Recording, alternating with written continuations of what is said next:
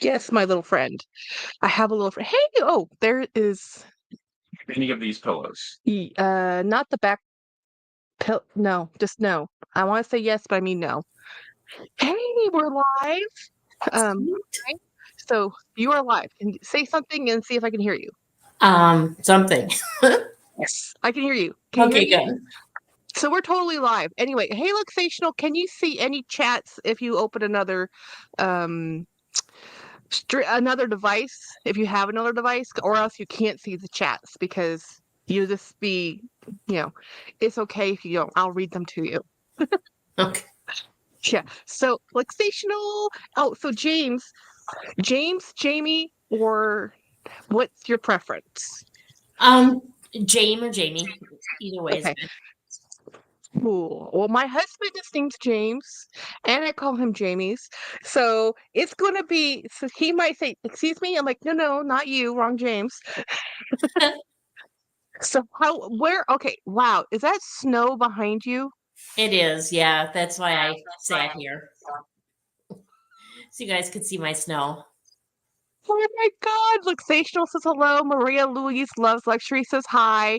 Lisa Mann says hi. So, wow. Yeah. I'd snow. No, no, I don't do snow. It's nice to visit. I don't want to live with it. Yeah. Luxational says there's snow in Cleveland right now.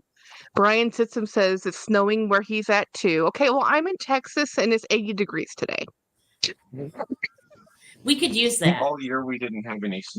James says, my husband says all year we didn't have any snow. We didn't. We didn't have any. Not where we're at. We're in Central Texas, so we're right underneath Austin, between Austin and San Antonio. But they do get some snow like up on the Panhandle and sometimes up north of Dallas, just not where we're at. You know, we're in a snow-free zone. Well, it did snow that one snowmageddon, but that's really rare, really rare. You know. But anyway, so how are you? Good, good. Cold, but good. Yeah. So I never asked, what do you do for work? And then, and by the way, anything I ask you, you can just say, I don't want to answer that. That's fine. Because I ask a lot of questions. You know.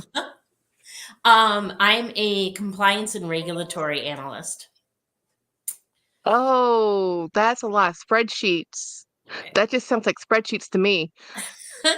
Yeah, there's some of that. There's it's good.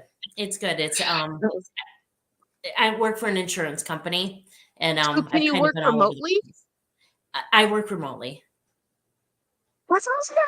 See, Yeah. oh, I can't. We can't. My specific job. I work for a state agency. I'm not gonna tell you which one, but it's a state agency. It's big, and it's we the work I do specifically. I can't work remotely. My equipment is stationary, and when we had COVID time, the pandemic times when we weren't at the office, we had to take our equipment to our house and be liable for it. Oh, Terrifying.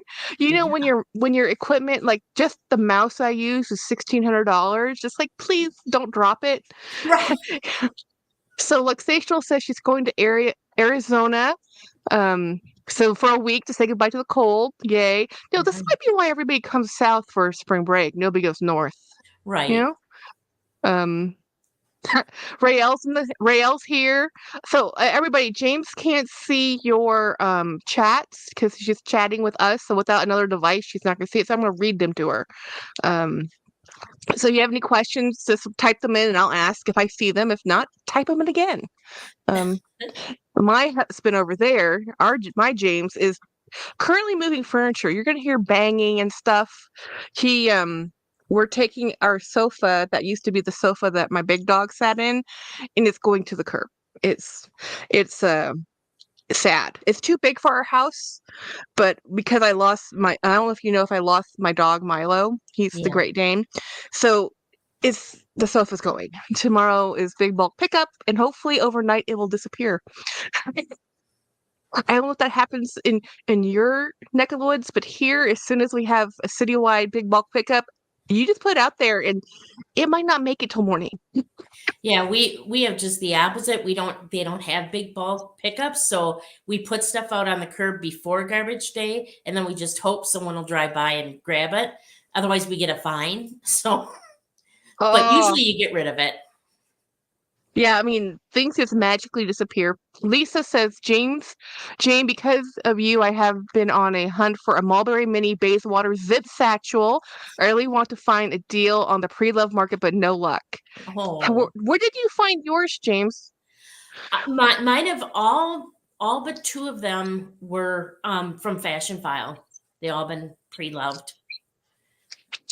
I love your bag collection. I love the colors of all your bag collection. Thank And you. I'm like, you have Celine totes. Why are you buying Portland leather goods?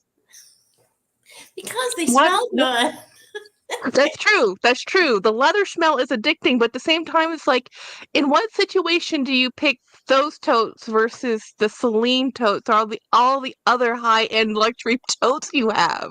I Well, feel like I feel like there's like Skittles. You just want to collect all the colors. Well, I did. That's definitely 100% true. And because we have weather like this, when I have Portland Mhm. leather goods bags, I don't feel worried whatsoever to take them out. I don't have to worry about snow or sleet or rain or anything else. So in I winter, I never thought of that. primarily use those. Dawn Loves Couture just entered the chat. She's saying hi. Dawn, James cannot see the chats, but I'm reading them to her, so ask questions. Maria Louise Luxury asks, James has the most amazing colorful collection. I agree. I love your bags. I wanted to tell you before I get too down the tangent, guys.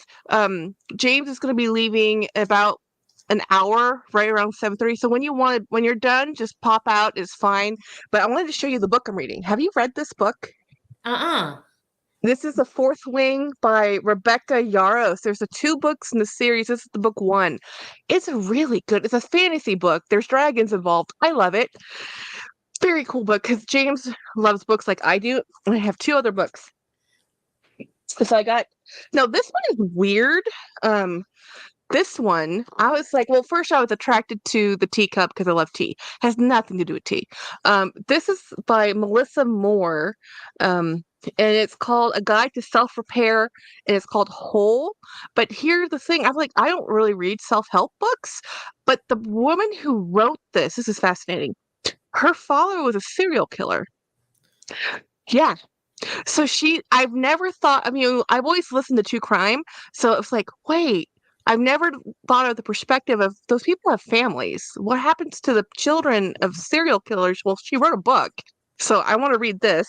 Oh, wow. That does Right? seem interesting. Yeah. And then this one I just picked up, and this is one for James. My James. This is called Robert Jordan's prequel. This is the prequel to The Eye of the World. Okay. So this is a book he never released. And Robert Jordan is prolific. He wrote like 30 novels. He died before the series ended. Winnie B. Elvicha said hi to you, James. Now, Winnie, she can't read the chats because she can't see them, but I'll read them to you. Winnie is very enthusiastic, all caps. She says hi. Um, so Lexational says, "Wow, that sounds interesting." Yeah, this one sounds really interesting because it's like I know people have survivor's guilt. This is kind of like the same thing. If your father was convicted for being a serial killer, how do you cope with that? And this is how she coped with it. And I love the artwork because this is a Japanese I can't remember the name of it, where they take broken porcelain and they put together to with gold to say, hey, it still has value, still can be fixed, which is interesting because in Thailand, things that are broken are immediately thrown away. They have very superstitious, and they do not keep broken things, antique things, or old things. Um, yeah, and I'm like, my whole house is full of antiques. I'm not a good Thai daughter. Mm-mm. Yeah. So everybody's saying hi. Dee Dee Bean's in the house. Um, so what are you doing today, James? Oh, actually, I talk a lot. You're just gonna have to interrupt me. But what bag are you looking at right now? I have to know. You always have the coolest bags. There has to be something in your cart somewhere. Let's see. I still want to get a Fendi baguette. I don't have one, and I would like to get one of them.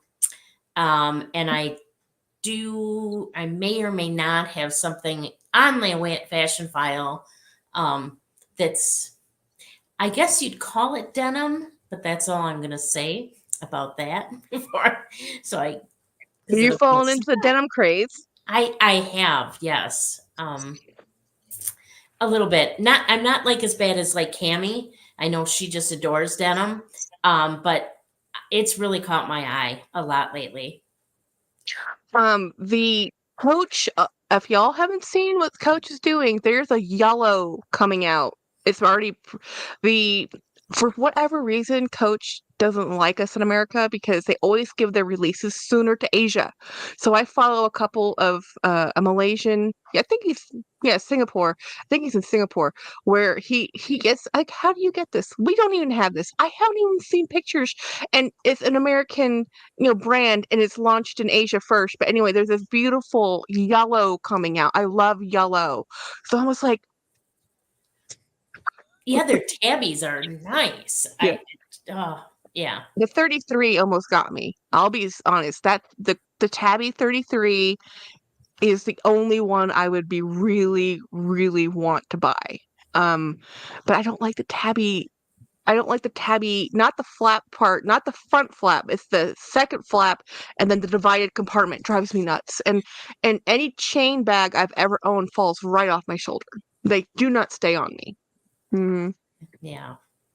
Yeah, I don't have any of the quilted tabbies yet, but yeah, that's another thing that I've been this close, and I saw like the gold, like what gold yellow and almost, but Oh, the new one. Yep. yeah, I Yeah. haven't yet. You know? Do you have a tabby? Not a quilted one, just the bigger one, the one more like it's almost like the Diana bag. I know Dawn showed one the other day. I think that's a tabby. Mine's orange. But it's not the quilted. It's the yeah. Just the hard tabby. Yeah, just the normal tabby. yeah. Yeah. Mm-hmm. Yeah. That's you don't unbox that much Coach in general. I haven't. No, I have a good amount. But I kind of really go in spurts. I actually just unbagged a black bag that I got from them. And now I bought a wallet and another wallet. And so now I usually go in cycles. So you'll probably see a few more Coach coming up. Well, they're having a moment, so might as well go with the trend. So, have you? I'm sure we have to talk about it because it's all I've listened to today about the Hermes lawsuit. I am a little tired of listening to it because it's just two ladies who are sour grapes.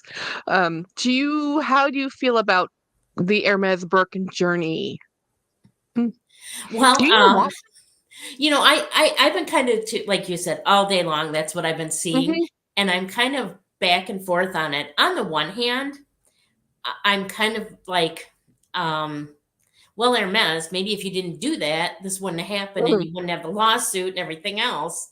But by the other hand, I'm thinking they do this.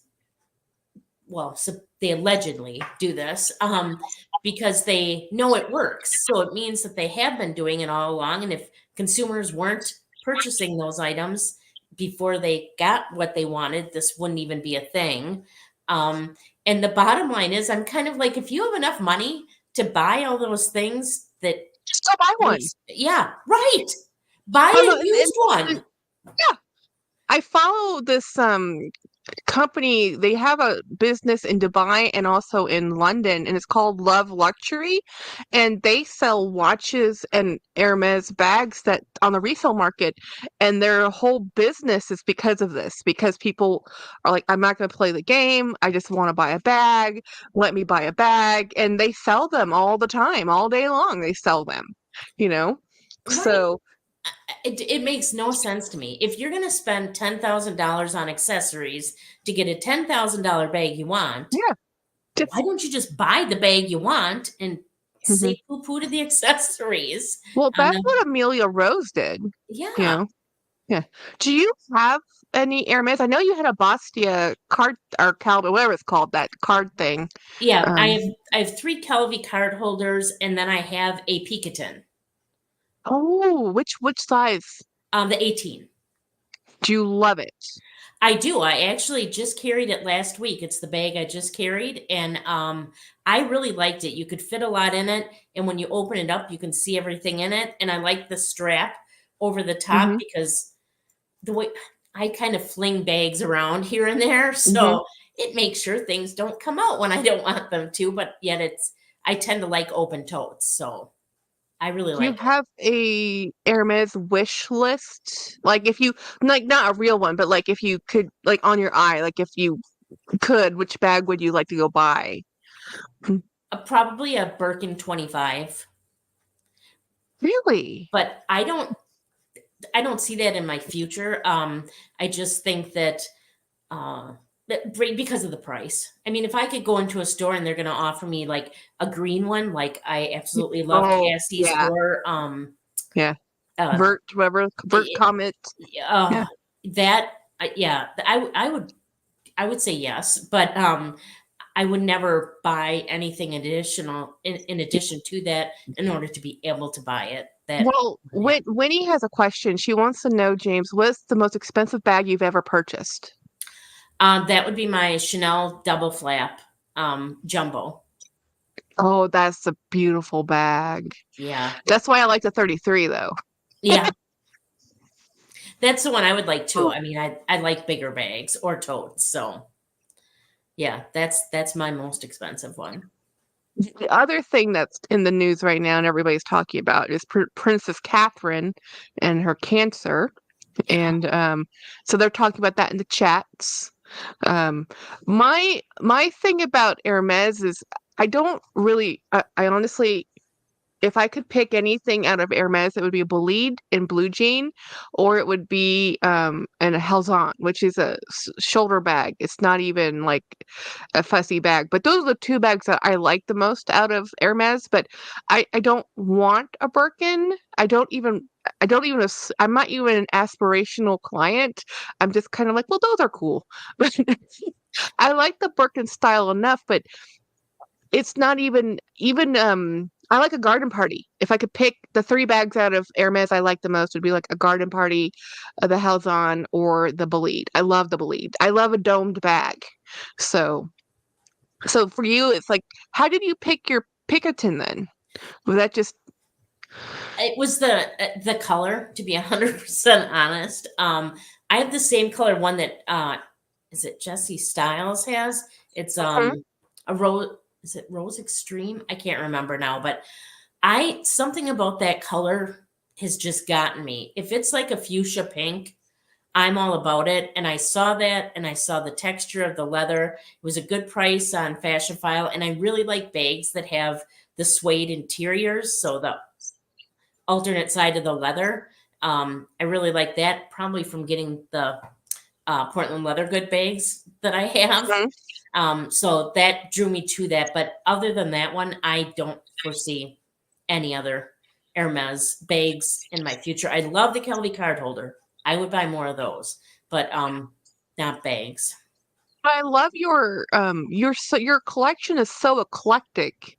You don't have any one like diehard brand. You have a lot of different brands, Yeah. you know. Yeah, I was looking at you've been showing some lately, the Ralph Lauren. I never can think of the name of the bag. The Ricky bag. Yes. Mhm. That's another one that's been kind of on my eye lately. I like that. Hey, hey, everybody in the chat. James cannot see the chats at all, so I'm reading them as I see them. So far, we've had like 2 conversations going on. So mostly, if you have a question, put a question mark in front of your or after, and I'll try to catch those as they come through. But Winnie is in the house, and Miss Winnie will derail any conversation, guys. But here, I want to show you my bag today then. Sweet. Because guys, this is a Ricky, but this is a bucket Ricky. Brian Simpson just bought a Ricky tote, and he has his tote, and this is a project bag for me. Um, and this is nubuck, so you can see the damage, or it's not even damage, it's just the wear that happens to nubuck because of water staining and friction. This bag has never been cared for other than purchased, okay? And you can tell that. So nubuck and suede are different parts of the leather itself. So this needs to be, first of all, moisturized. And how you moisturize nubuck is not the same way as you moisturize smooth leather. And how you clean it is not the same. So I'm going to probably do a clean video with this, but see the staining on the bottom? Yeah. So this is a bag that originally retailed for like $2,200. This is from 2015. I got this wonderful bag because people were afraid of it for $75. Oh my gosh.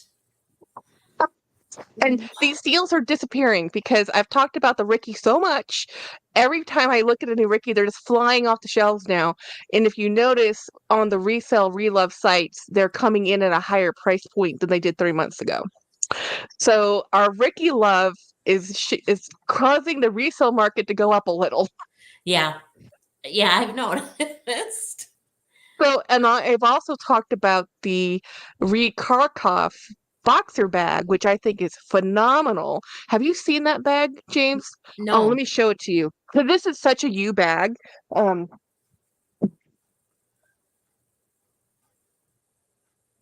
Look at this. This does not look amazing. This is an it bag like 10 years ago.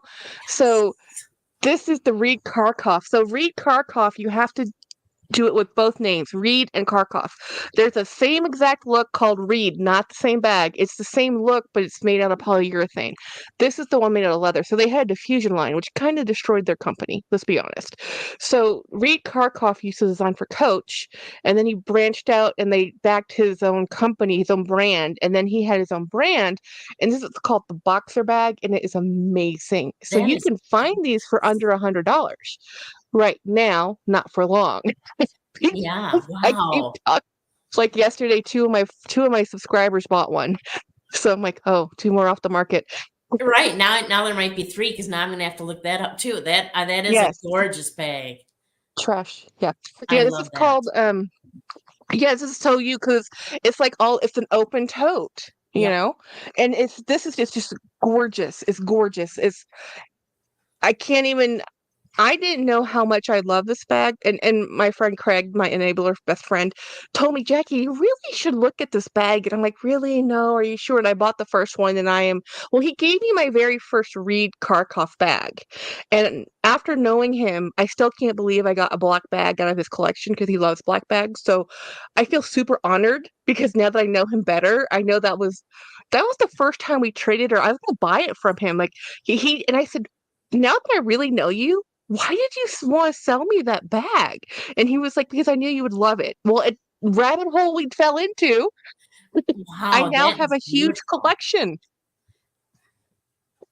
That is Do you ever beautiful. do that where you haven't found something and someone tells you about something and then next thing you know you bought five because you just find it? Well, other than Portland leather goods, because that's Autumn's fault. We blame Autumn. Yeah. Yep. Yep.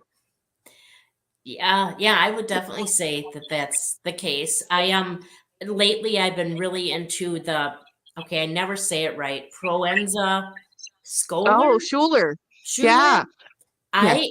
I carried my green one a couple weeks ago and I can't get enough of them now. I bought the bright colored like metallic one. I just bought a wallet. And I've been spying them out on, checking all the websites for different colors because I went down that rabbit hole because of you and those videos, and they are not inexpensive bags. Those are right. kind of pricey. Yeah. But seeing your green one, oh, I love the fact that you love green because it's so cool. I love a good green. So okay, Winnie, I'm fighting the need to yak right now. She went wrong at Winnie, what you had falafel? Winnie, I don't know if you're following Winnie's journey of Ozempic, but yeah, falafel is hummus that's fried. So it's the falafel did it. I'm telling you, anything with too much oil when you're on Ozempic can be not good. Um, but sorry, Winnie, hope you feel better. They're talking about ice cream too. I Oh, think Cammie's closet just showed up. Cammie, James cannot read the chat, so I'm reading them as I see them. We have a full house. nice. So while everybody's hanging out, please thumb up the live. So James, have you done a live before? No, this is my first one. So thank you. Yeah, we I can was always so come hang out with us. excited. You can always hang out with us. Oh, we just hang out. I'm not like this is not like an interview. This is just me talking about stuff I love, which is bags. And James is handing me some mail. Empty box. Okay. Some mail. This I might need later. He's rearranging our house. Oh, so Cammie says, James, your hair looks great. Thank you. So this is I do lives scheduled for sure Mondays and Fridays, and then I normally toss one in on weekends, and sometimes I'll toss one during the week. Depends on my schedule, what's happening, but for sure Mondays and Fridays. And you're welcome to come anytime, because it's fun. We're talking, and we all have the same audience. All the people that comment on your videos are here. Well Behaved Wallet just showed up. She's saying hi everybody, and Miss Jelly showed up, and we're like kind of the week's end hangout. That's And I awesome. don't do a show. I might do an unboxing eventually, but we just kind of show up and people talk in the chats, and I interact with the chats, and I talk for 3 hours. Nice. I try to catch in. But I try to get in some. I mean, like catch up yeah, them, and then the some I time don't. difference though. But then I'll Yeah. see your pictures from them, and so then I'll jump in and watch them on rerun. So I Hmm. try to keep track of all your bags because Mm. I like watching that. You're always showing something fun. So I cannot keep I know a lot of people's collections pretty well. Like I know Winnie's collection, I know Cammie's collection. I'm not the best at Dawn's collection, but your collection I can't keep up with. It's like, okay, I think I remember that bag, but because you have so many different types of um you like for me it's mostly the same thing. It's Coach, it used to be Coach more, but it was Ralph Lauren, it's Coach, Junie and Burke, and I'm missing one. There's 4 that I mainly go for. No, maybe it's 3. Coach.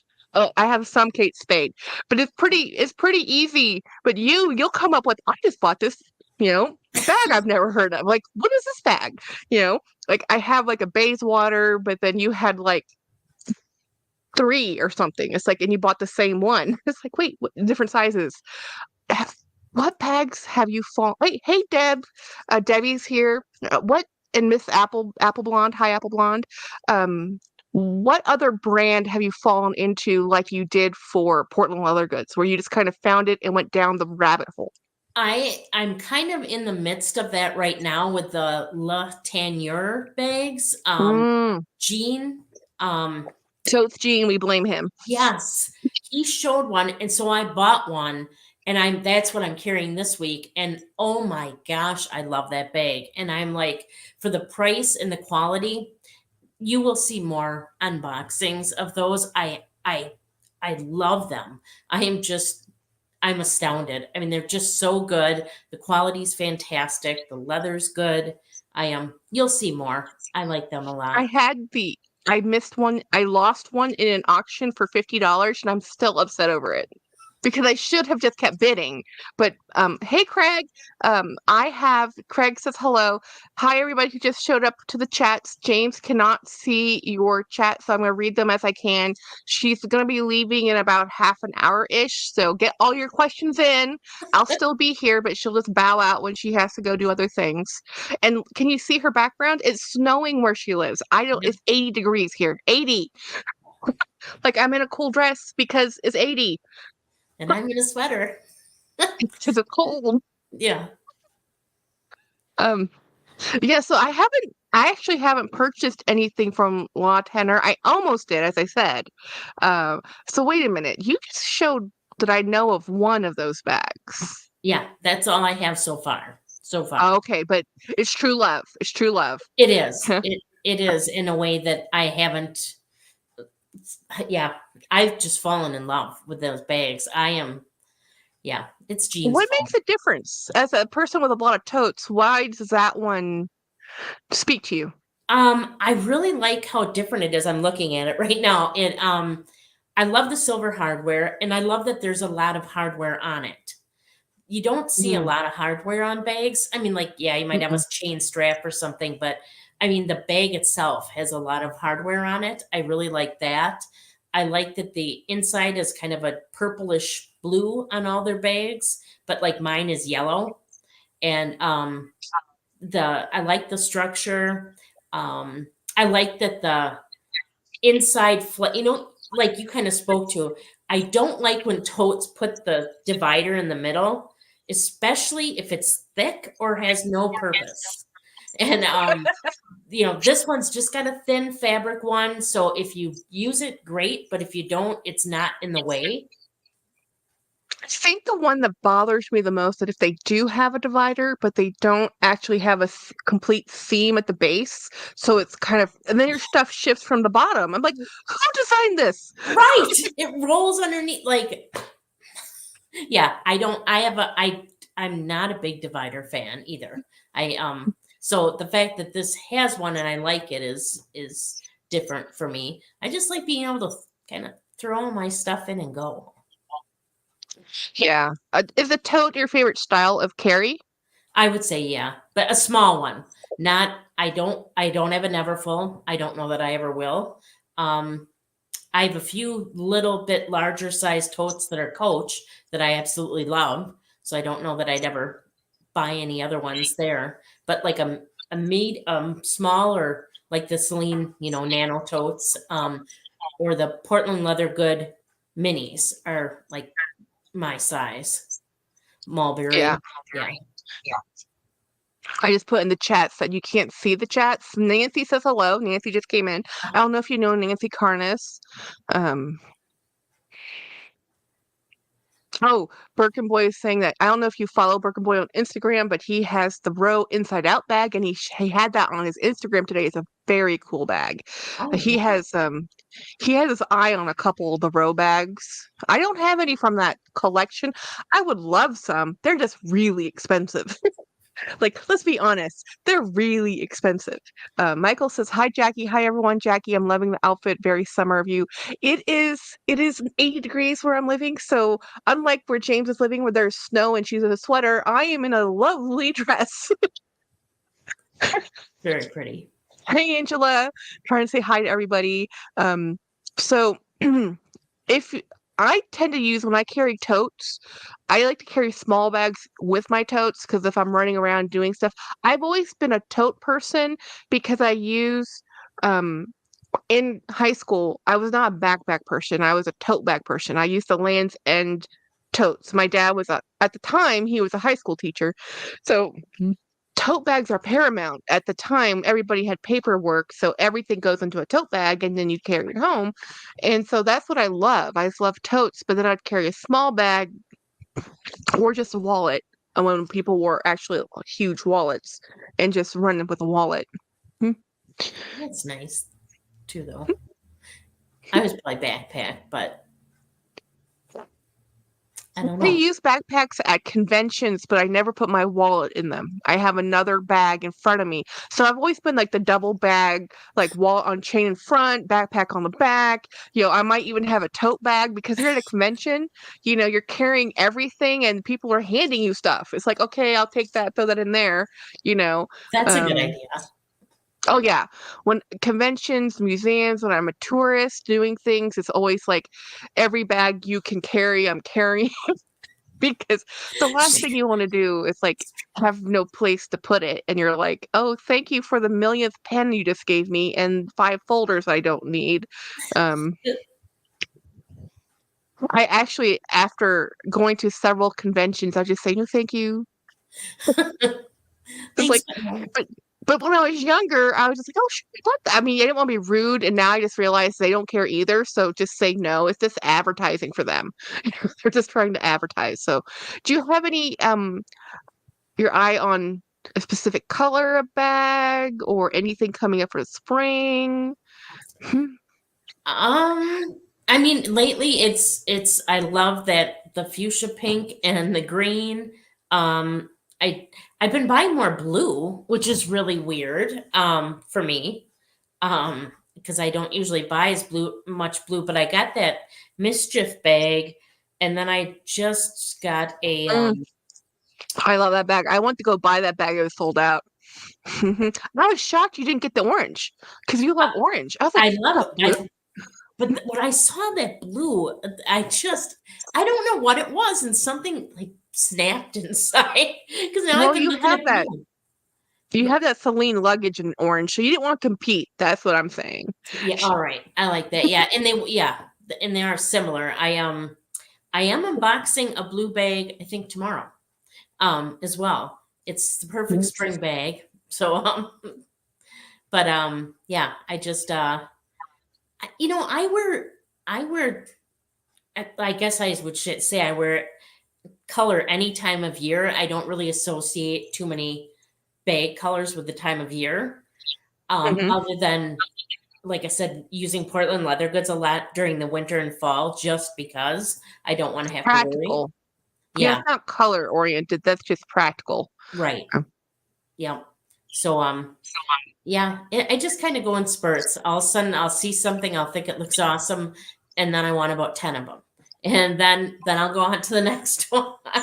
I do the same thing. I literally do the same thing. I buy the same bag over and over again, and I've had a fabulous 3 months, but now I need to stop buying bags. Because I have so many bags. I can't find like today I actually have a Marc Jacobs a tote that matches this exact yellow. I know where it is. I just didn't have enough time to go dig it out because it wasn't readily accessible and I was running late. So I did take the opportunity to use this one. And I wanted to show this again because Craig's now in the house. But this was interesting because I didn't understand why Ralph Lauren designed this to have these two loop systems. Like here's the upper loop, then there's a lower loop. I'm like, why would you need two loops? With I know it has two types of handles, but why would you need two? But then I added it like this. I'm like, oh, this works really well to grab it, and then this works really well to throw it on. So I'm like, that's kind of clever. Um, so this is my next project bag we're gonna have fun with. And I do have Nubuck cleaner and I have a moisturizer, but I think I might be actually buying I'm Winnie B LV. She just said wash that Nubuck in the washer. No ma'am. No ma'am. I can't. I'm still having heart issues because you washed yours in the washing machine. It's Nubuck. Nubuck. I can't do it. Even if it would be fine, even if it survived, it's a $2,000 bag. I cannot, will not, cannot. I Winnie. just happened to see that in the chat. Oh, That uh, is just like, yeah, no. do you have any nubuck or suede bags?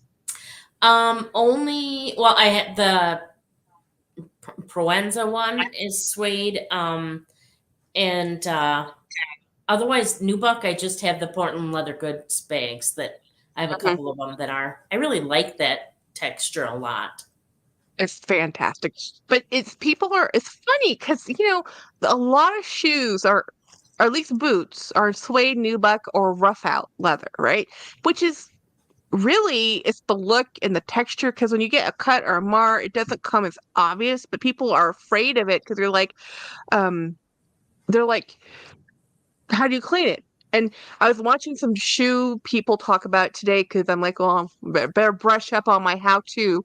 And I have all the steps, and I was watching them and say, look, it's the most important thing to do with a suede nubuck or rough out is use a spray protectant as soon as you buy it. As soon as you buy it, spray it with a protectant. And he uses sapphire, which I don't have, but he says it's a little bit.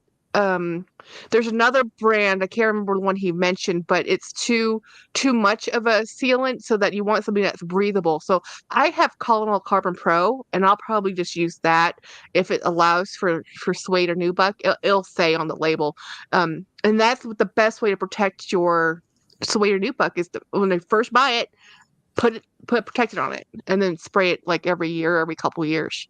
And then you use a brush. You don't clean it the same way you clean other things. You clean it with a rubber brush or a bristled brush that's nylon, and you're pulling up the nap, and then and how you moisturize it's different too. You can't use a wax based. You have to use a very specific cleaner, a very specific. You can't even use saddle soap on nubuck or suede. You don't use saddle soap. You use a softer, less harsh type of cleaner. So it's just a little bit different, but it's a beautiful, beautiful textile that we should use more of. I hope you do your project on live or in a video, because I'd love to see that. I like when you do that. I think I am actually going to do one in lifetime and just stream it while I'm working and just ignore everybody in the chats and just sit down and, do it. Because the thing is, when you see videos, you really see it in stages, but you don't really see how long it really takes to rub out the whole bag. Now, you can't obviously, so much of leather and conditioning is do a step, wait a day, do a step, wait a day. Now that I can't show, but I can show you how long it really takes to sit down and clean a whole bag, and then inside and out, and then wait, and then do it again on a live. And I'm probably doing a live tomorrow where I'm going to be organizing this chaos behind me, just stream it. I'm just gonna take things out, make a huge mess, and then because I have to, or I won't do it. I will not do it if I don't stream it, because I'm like, if I'm streaming it, then there's like I have like I can't just stop and walk away and ignore. So I like your new space, but I've seen it like when you went from like a little space to now you have a whole corner, and you had like you used to do it in your living room. So how did you end up in your filming space? Because I don't. One of the biggest reasons was I don't like the colors in my living room. I mean, I like the colors for me; they're kind of gold and fall like. Filming, but I never liked how that looked. And then it dawned on me one day. I'm kind of like, well, like Winnie has her bags behind her, and a number of people do. And I thought, well, I had my bags up on shelves. Why aren't I filming up in that room where I have the bags? And it's a bright room and stuff. So then I finally made it up there. I don't know why it didn't dawn on me originally to film there, to be honest. Probably because when I get my packages, I want to open them right away. And so they're down because my room is upstairs. I'm on a main floor now. And so I think it's probably because I just want to dig in right away that I was always keeping them down here. And then I thought, no, you can have some patience and carry them upstairs before you open them. And I just like it better up there now. But I thought today would be fun with the snow behind me. So. Oh, have you worn your new watches yet? No, I actually have them sitting right next to me because I'm taking them tomorrow to a watch. Adjust them. Mm-hmm. Yeah, person here in town. So I have to get the links all taken out on them. And then I found 2 watches upstairs I had that need batteries. So. I have a smallish watch collection. Well, it's not small, but it's not like a main. Okay, I have a lot of watches too. Because the problem with my watches is I got so tired of the batteries every year. And then when you have like 10 watches to go to the jeweler, and it's like $20 per watch every time you want to get, and you can buy the tool and do it yourself, but I'm always afraid of it. It's the way you seal it that's so important, right? Because all of that is for the waterproofing. And since I'm not very kind to my jewelry or my watches, I don't want to ruin that seal. So I have now come to the point where I only buy solar watches, kinetic watches, mechanical watches, anything that doesn't involve me going and taking it to get the battery to redone. So, yeah. And that is honestly, I had an Omega watch and I got rid of the Omega watch after I paid a fortune to have it completely refurbished. They had to send it over to Switzerland to do it.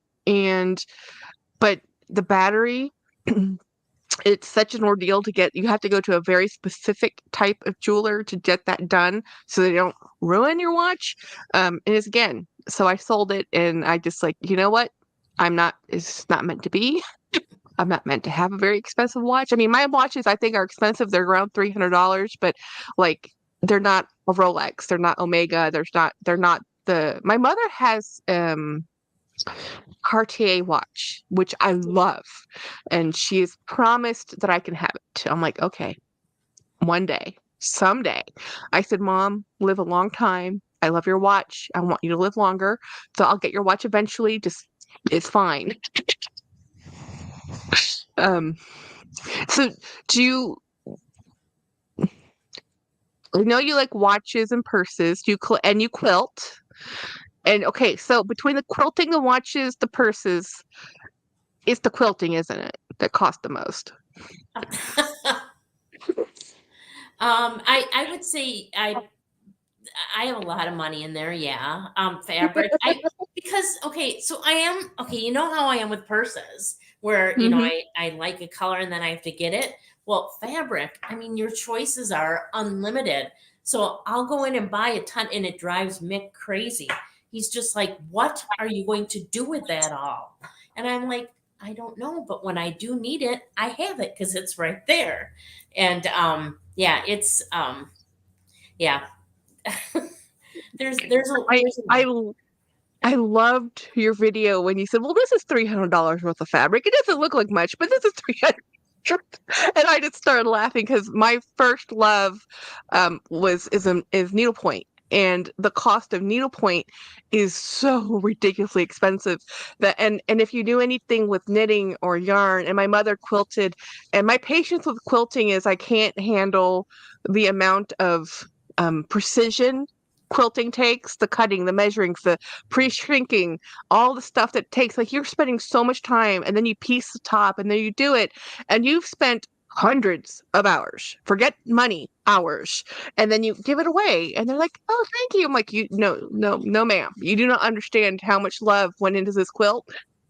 Right. I couldn't believe how little you really get to sew when you're quilting. Yeah, I mean, you're just always cutting and ironing and cutting and pressing and measuring yeah, I don't and, get to and sew don't as much as I like. and finding the patterns and piecing it the right way. And then I was like, okay, I told my husband, like, at least my bag collection is still cheaper than um crafts like that. And my father used to get criticized my husband because he says, well, he does video games. Like, uh, Dad, games means he's at home playing video games.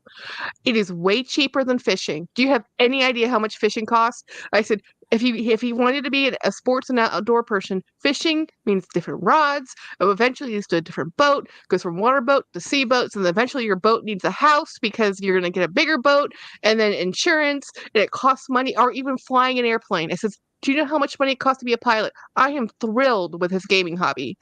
So between the Right. both of us, I'm the expensive one. Right. Yeah, does definitely same does here. Nick have hobbies other than watches? Um no, not really. Watches TV an awful lot. Why did you get him to be your camera dude? How did that happen? That he got what? To be your camera guy? Oh, okay. My years ago, one of my sons was filming me and wanted me to do a channel. And he actually rented this room at a place so that we could go there and film. And that lasted for about 3 months and then he was done with it. So my younger son kept saying, "You got to film, you got to film." So he started filming me. And one day he wasn't available. So I asked Mick if he would. And he's like, "Yeah." And we just had so much fun doing it that now it's been ever since. We just he has a blast. He loves that he picks up little things now, so he knows just enough to be dangerous to say stuff. But I had to laugh because the other day when Cammie was talking about her husband, and how much was that bag? And she goes, $200 when she was showing her Bottega. I laughed and I kept thinking, okay, I could not do that to Mick now. There's no way he would believe that like I unboxed this and it was just a $200 bag. So he knows more than he should, I think, right now. But that's been so much fun. Worst thing was when my husband realized how much needlepoint cost. I would show him this beautiful canvas and it's be like $400. He'd be like, I said, "Gee, what do you think about this beautiful canvas?" And he's like, "Yeah, price not that bad. It's gorgeous, but it's gonna cost you like $600 a yarn." I'm like, dang. Well, that was like one of the first times I ever took Mick to a quilt shop and had him hold on to the bolts of fabric, and we get all done, and the lady goes, "Okay, that's 658," and then Mick goes, "Are you sure that?" And I'm like nudging him, and I'm like, "Yes, that's right," because he had no clue that fabric could be that expensive. So it was like you said, the crafts get you. Well, I think because there's so much ancillary stuff with it. It's not just the fabric. And it's not just, and if you're doing quilting, the type of fabric, the weight of the fabric, where it's manufactured, all matters. It's like, and people never think of that. And most textiles are no longer manufactured in the United States. So you're dealing with overseas manufacturing and you're dealing with mostly a limited run. I don't know. Did you see that Joanne Fabrics? I think they're going out of business or they're filing. Yeah, I was like, chapter 11, yeah. wait, the I Hancock know. Fabrics is gone from us. You know, Walmart barely has a notions department anymore. If you actually need fabric, I don't know what people are doing. You Right. know, I know, it's scary. so they're talking in the chats about Super Jacob. Super Jacob hasn't been feeling well. He is home now and resting, thank goodness. Um, so we have some people, fashion bunker folks, and oh, they're now hearing about Joanne's. Yes, Joanne's fabric has filed, guys. So yes, they're closing all the stores. They're restructuring, and they may or may not be closing completely, depending if they can be bought out. So sorry to break the news to all the crafters. So we Right? might only just have like Michael's left, and Michael's barely has anything in there. You know, I mean, if you really want textiles, there's not very many options. No. You know, because we used to have Joann's many locations, and then they condensed them, and then we had Hancock Fabrics, and they went belly up, and then we had at least Walmart had a real. When I was younger, Walmart had a huge notion section. Now they don't.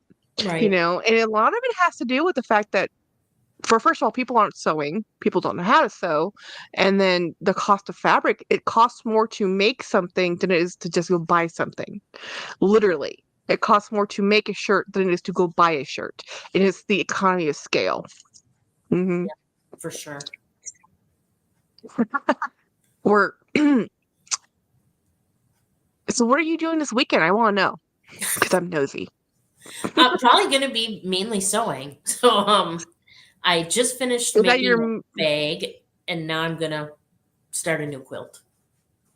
have you ever made thought about making your own bags out of quilted fabrics? Like just I did it for the first time ever. I just finished one mm-hmm. today, and makes me think about, well, even I know a lot of people have been looking like at the Naomi Crafted thing, and she's got that denim bag Mm-hmm. that's like a Chanel. Mm-hmm. And after making mine, which is not that shape, but it made me think, well, I could probably take some denim and I now want to do that too. and make a new tote, but all denim. So the wheels are turning. So that might be, I have some denim fabric, like from old jeans, because I like to use men's shirts. I actually cut them up and use them to quilt with as well. And I've bought denim as well, like from thrift stores. And so I've been toying around with the idea of maybe trying to make my own little I denim want bag. to. I wanted to. I was thinking the exact same thing. Unfortunately my space issue right now. My sewing machine's in my shed, and there's no.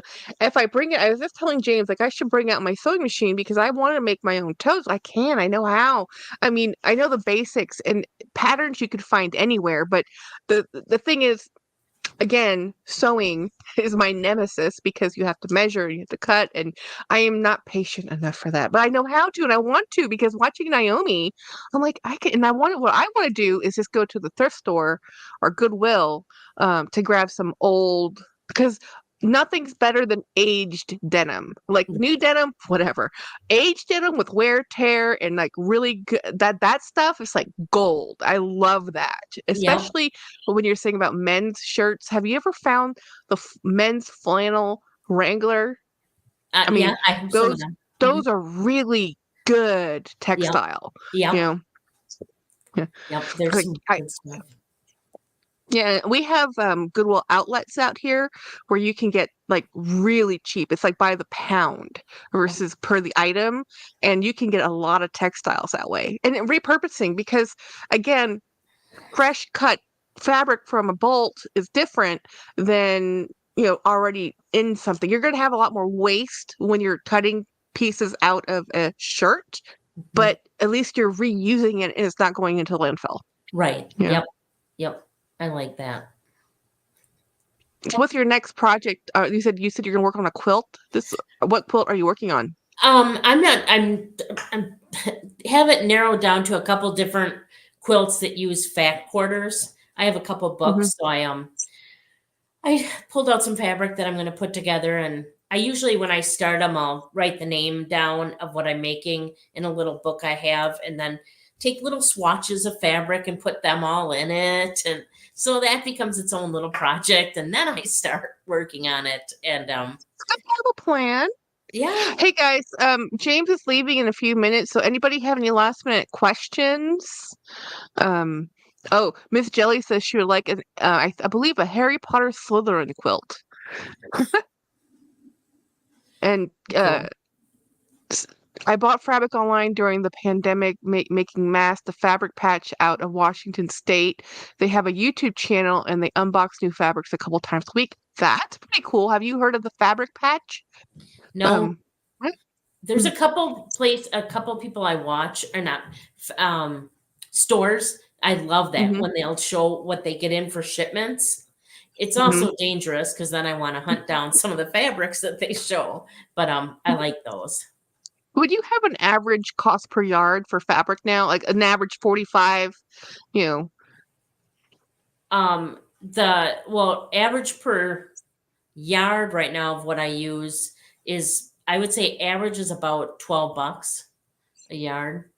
And that's average. You can go up a lot higher depending on what you have and where it's from. And See, this makes you really appreciate buying any quilting or any textiles and bedding. This like so. Beautiful Steps wants to say to you, hi. She wanted to say she arrived late, so she wanted to say hi, and I think that's the only question that came up. Winnie says, I'll supply the t-shirts if y'all make me a quilt. I have actually, she's asking James Jam if, oh no, I'll supply the t-shirts if you make me a quilt. I can do that for you, Winnie. I honestly can. That is the one quilt I have made. I took all of the, I used to have 4 and 5X Dean Russo shirts. They have have you seen that beautiful animal pets? He does all the dogs bright colors. So I had all these really awesome From the Mountain. That's the name of I think that's a t-shirt or the website, themountain.com, and it was all the Dean Russo. And I took all of the front panels and I made just a lap quilt out of them. oh, And I know Winnie has a bunch of band t-shirts. I So, haven't done a t-shirt one yet. My son wants me to, but I haven't done one yet. well, it's not as much fun if you're used to doing what you're doing, and sewing. As you know, a jersey or a knit is not the same. I started out making pillowcases, and my middle son, loved going to Joann's and getting the cheapest fabric he could find, which was never cotton, and then want me to make pillowcases out of it. And oh my gosh, the stuff that I made, it jersey and all that, it stretches, it moves all over the place. I'm like, I probably couldn't make clothes because I was not good with the fabrics that wanted to move around. So Yep. Well, anyway, thank you for coming. I know you have to leave, so we will do this again. I'm always live, so come back, be my guest. I'll be your guest if you want to go live. Well, we just hang out and chat. We were really there's like, I never have like a plan. It's like, literally last night I was in bed thinking I forgot to make the thumbnail, and I got up and made the thumbnail. oh my gosh, Jack.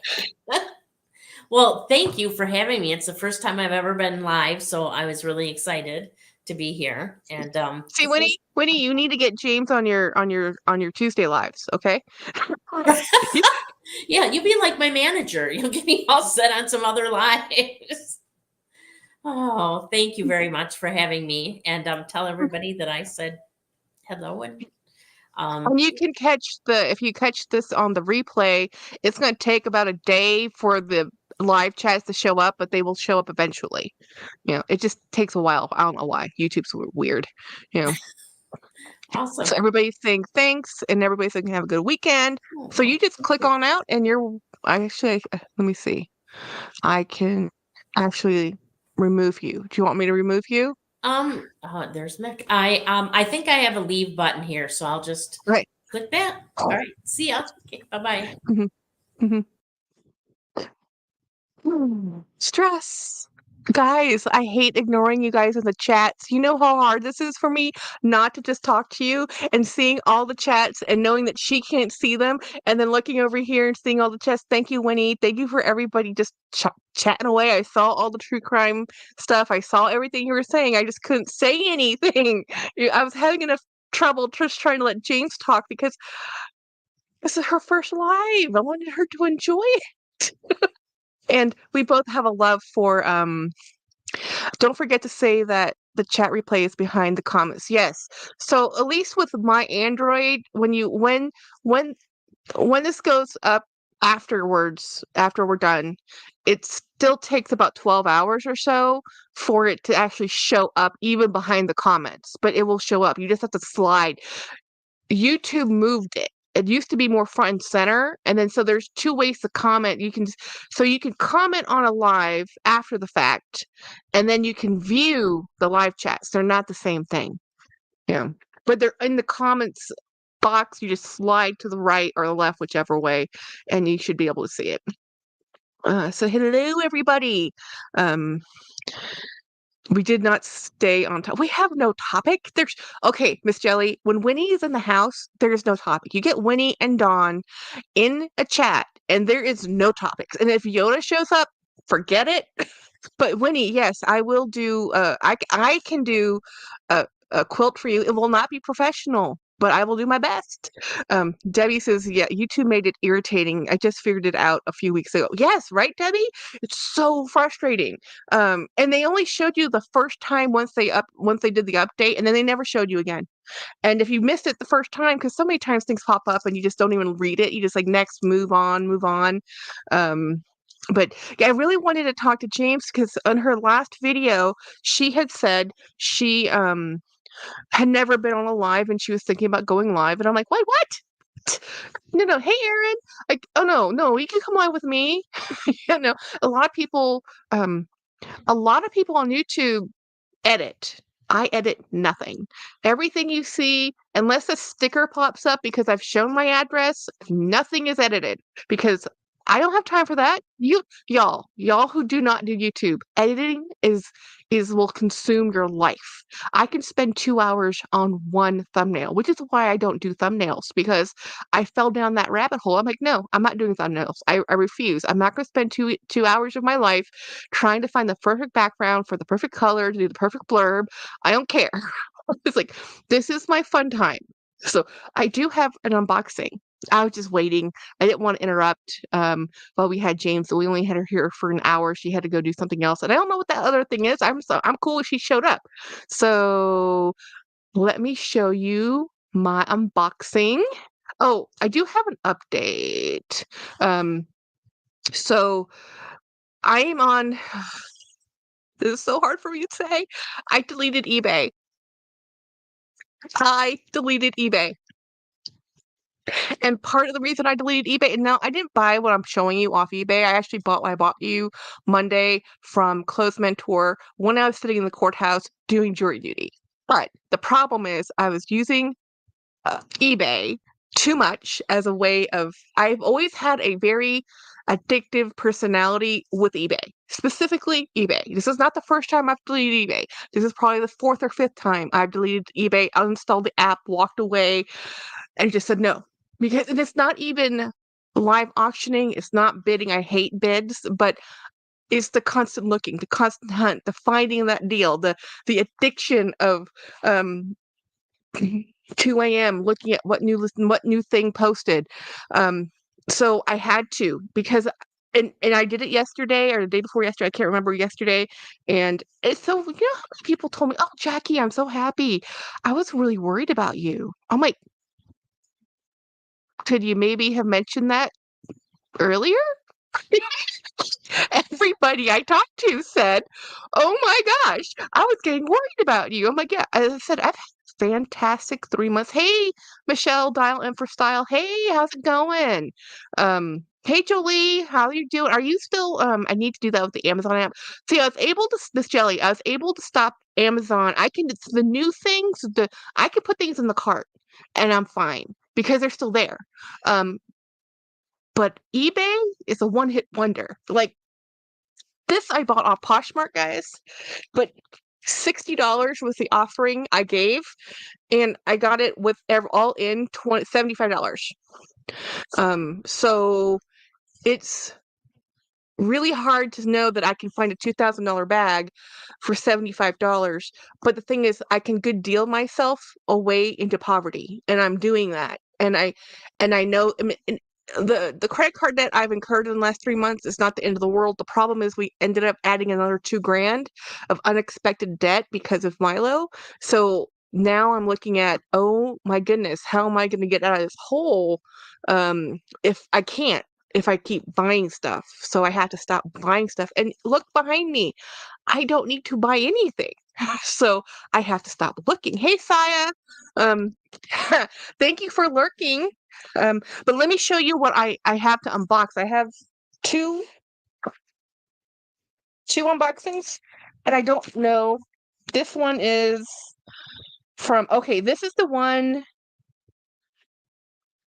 This is the one where I realized I had a problem.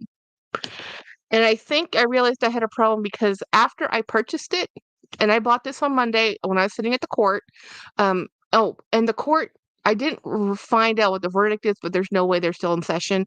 It was about a felon who in possession of a firearm. So, and what I found so funny about it is I am a female who owns a firearm, and this is Texas, and the fastest growing demographics is women owning firearms. And the four of us raised our hands.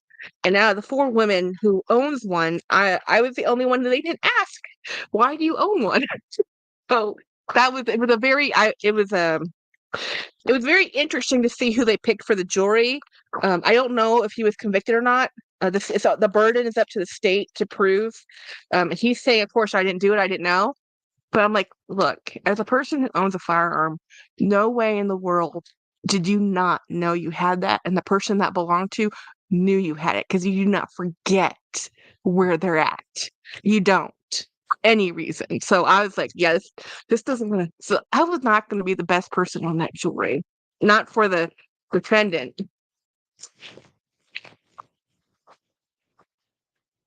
Yay! Way to go, Frozen Luxury. I'm actually going live tomorrow too, but in the morning, so don't worry. If we overlap, life is fine. So, oops, let me show you. This is a weird way of doing a box. Oh. Huh. It was a reused box.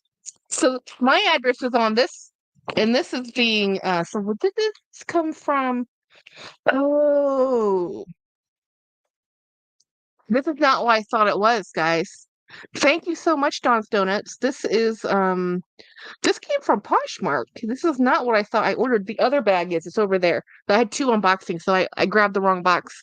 Um, I'm gonna do nighttime. Awesome, Saya. I hope we can give Jacob some time, something fun to do. I mean, recuperating from being ill is never fun. Like Jolie, I'm surprised Jolie, you're as active as you've been on social media. Um, Don, it takes a while. Seller has time to respond. Okay. I think I missed it. Oh, fish. Bags? How many? This is the third wrap, guys. This was wrapped. It was wrapped and then in a box, and now it's wrapped again. I love the nightlife. I like to boogie on the disco round. Hey, Monarch. Um. Oh, I didn't know this one came. Poshmark's not the best about updating how fast things get here. It will take them another probably 10 hours for them to say, "Oh, your order was delivered." You know, getting better waiting till. Okay, guys, nobody's shocked, nobody's surprised. This, yeah, I have one more coming, but this is my third one, guys. This is my third one, and this was not cheap. We were not cheap. If DD Bean is still in the house, when I told you I still bought denim, Ryan, when I told you I bought denim, this is what I'm talking about. So I bought the small one to be my work bag. And then this is Craig's fault, guys. Craig, he showed me the listing and I pounced. It was pretty much now I'm responsible for my own purchases and how I manage my funds, but he is my BFF and he says, Jackie, have you seen this? And I'm like, no, and I have to have it. I put it in offer and it is now mine. This is a very dark denim with black.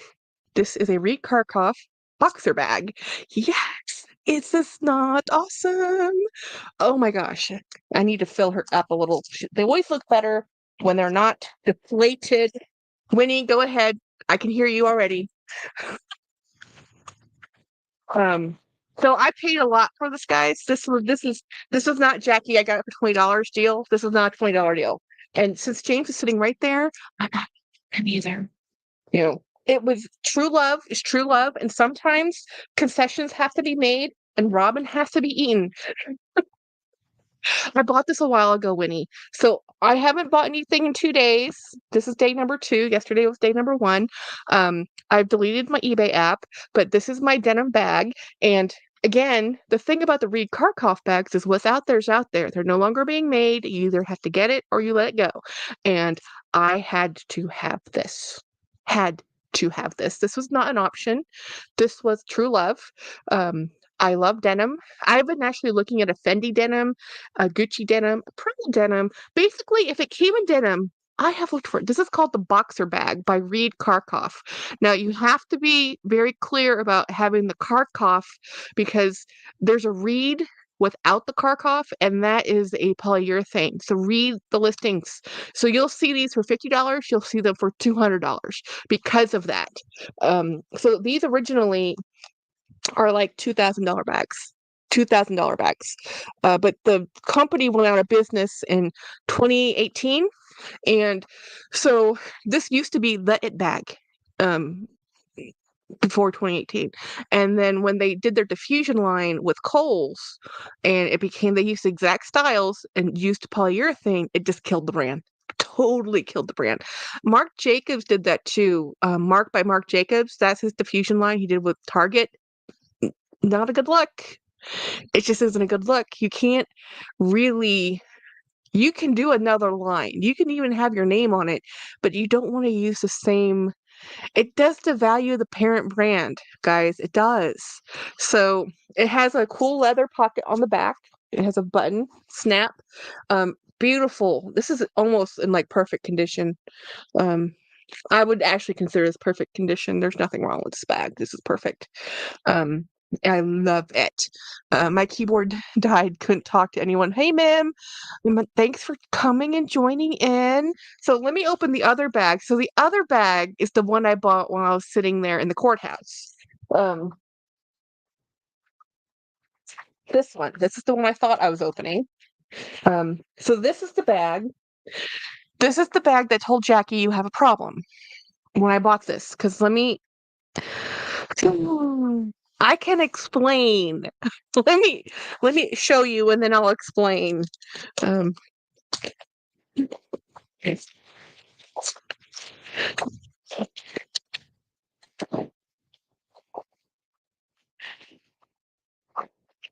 see. What is this? This better be the right box. Yeah, Fort Myers. This came from Florida, guys.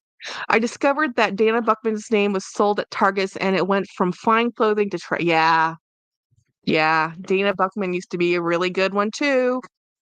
In defense of Marc Jacobs, it was Neiman Marcus for Marc Jacobs for Target, and it was about two things. Yes, that's true, but it didn't help. It didn't help. Um, so this has a receipt, and so why does Jackie have a problem? So I've never seen this bag in this size. And this isn't the problem. The problem is behind me. Let me see if I can pull them out of the bin I have them in. I am literally going to make a huge mess. Entertain yourselves so you can watch me make the mess. But I had to have this bag. I know. I know, Winnie.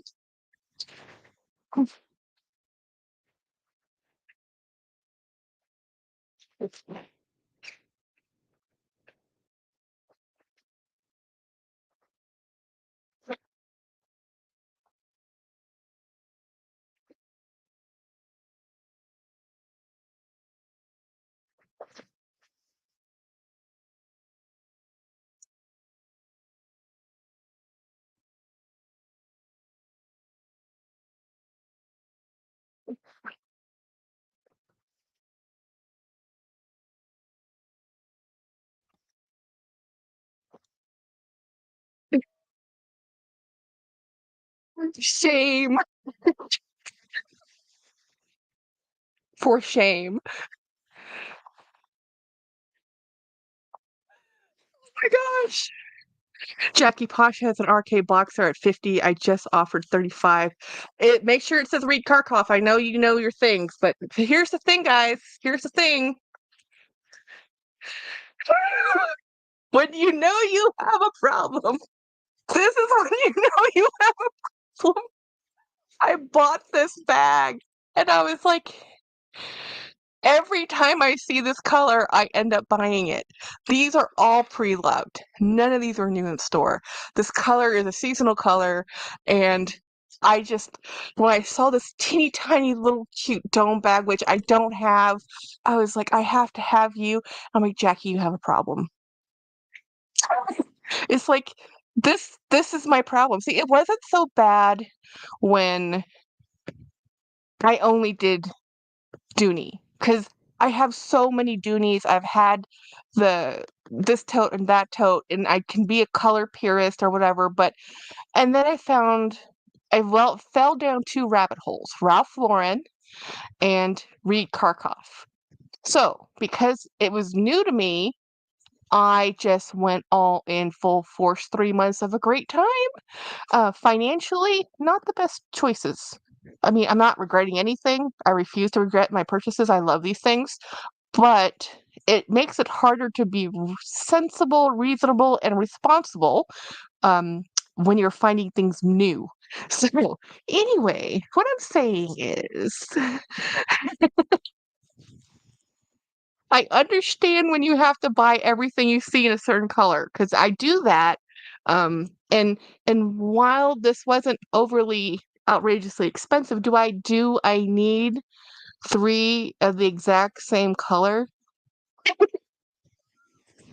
Linda P, I unboxed this bag I bought out of Florida.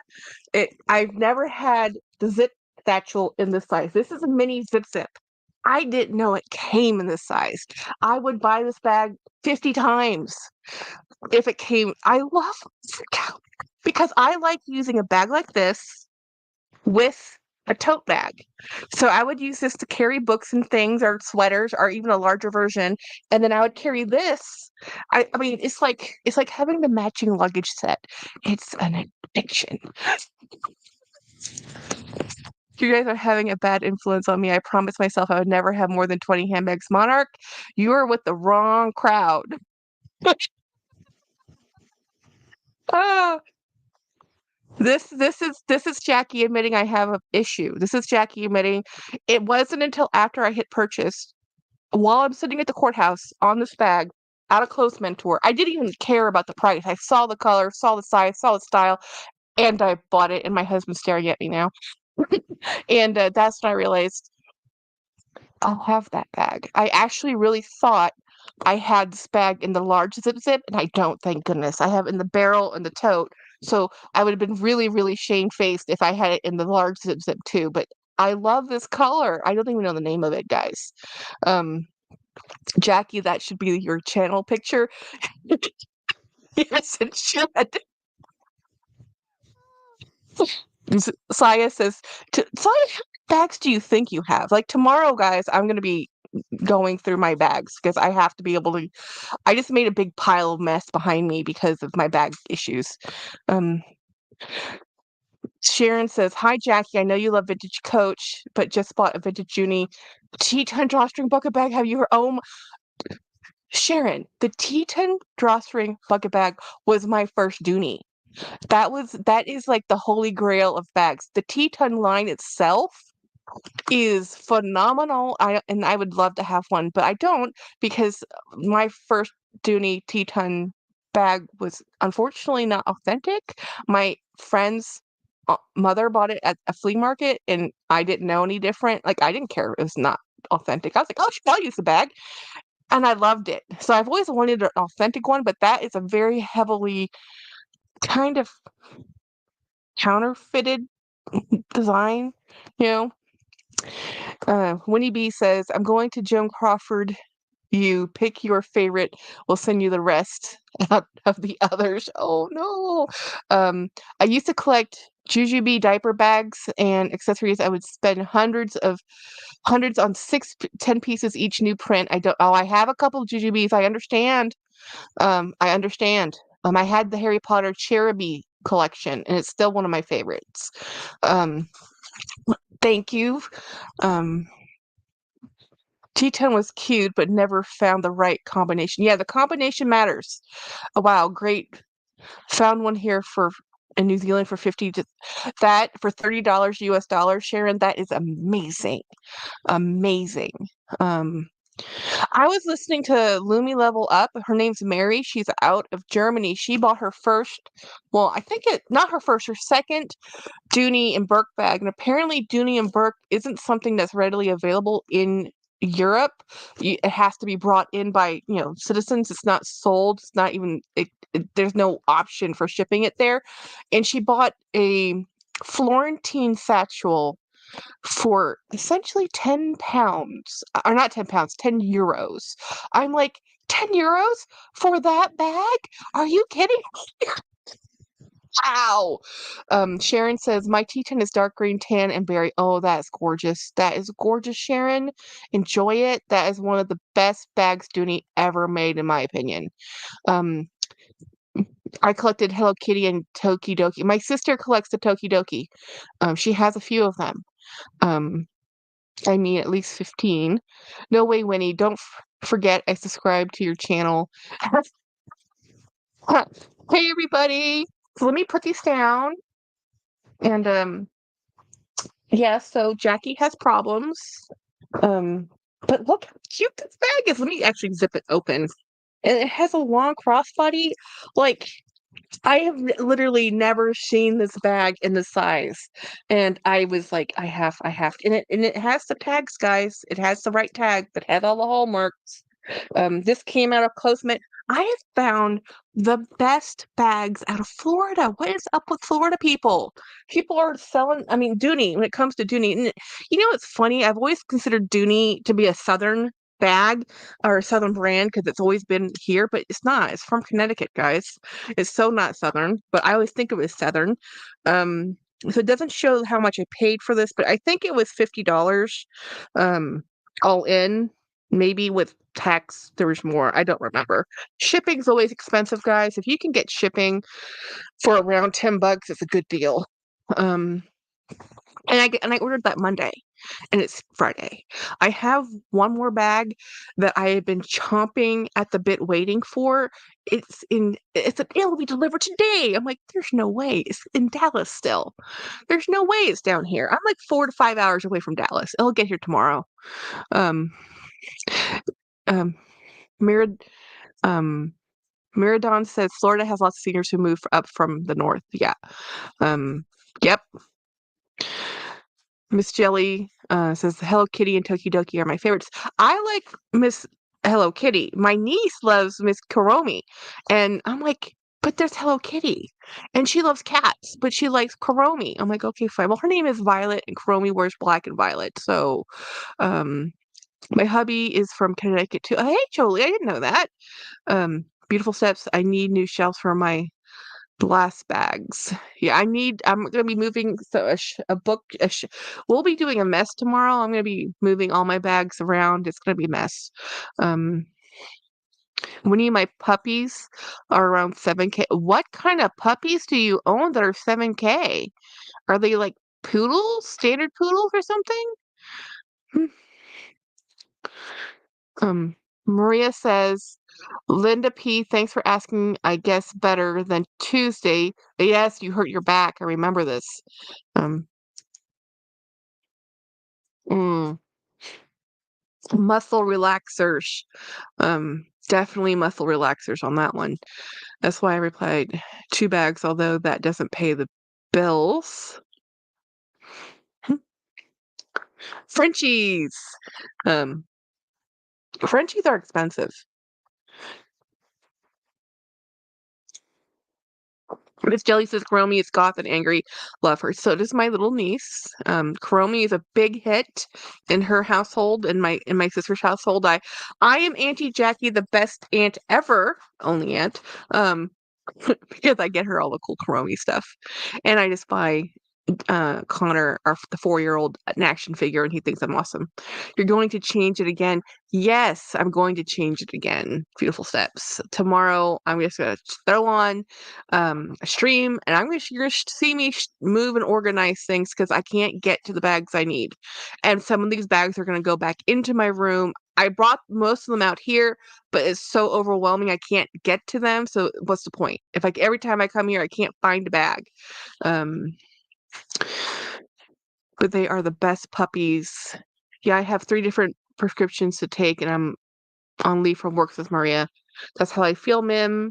I'm trying to pare down my collection because I don't use them. I got rid of most of my bigger bags, but I still have a bunch of Be Quicks and Be Sets. I don't know those. Be Quicks and Be Sets. You will be my friend, says Mims. Did I miss something? Was it Frenchies? Like, we still asking Laura what kind of puppy? No, Laura's asking what kind of puppies. Puppies are expensive, guys. Especially anything with a brachial cephalic with the squished noses, like our pug, Mr. Watson. Any of the French bulldogs or French English bulldogs, or they're all. Because of where's he might be lurking. He came in for a minute, but I wasn't able to see if he left or if he's still here, Linda P.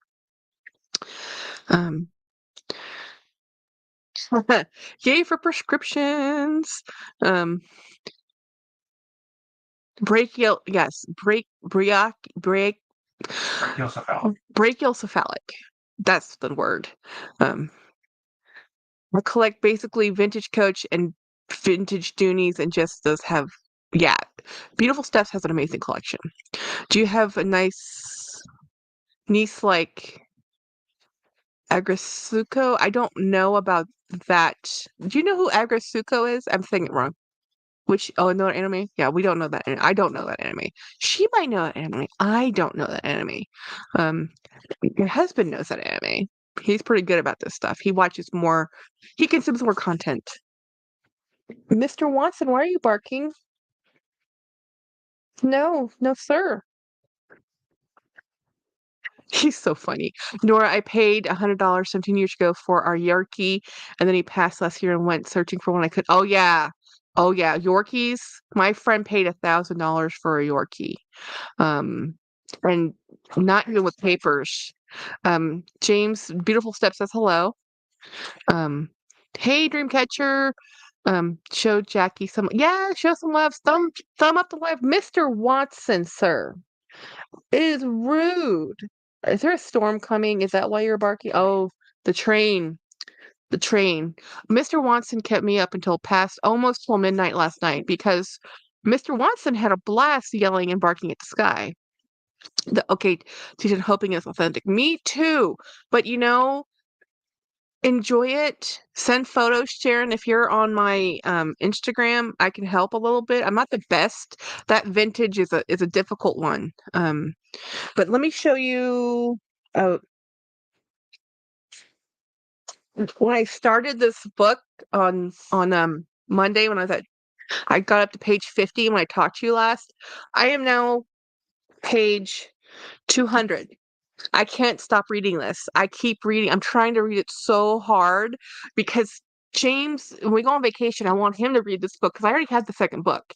So I want to read the second book and have him read this book. So I'm just reading it. Old fashioned, like not an audiobook, not a digital book, an actual book. It is so weird. I feel like I'm in high school again. Um, Missy, oh my God, did she love it? What did Missy say? Um, Jackie, that is beautiful. Yes, it's perfect for her. I just downloaded that book on my Kindle. Oh, yay to go. This book is pretty. It's popular. It's popular. Oh my God, Jackie, I'm in love. What are you in love with, Mims? What am I missing?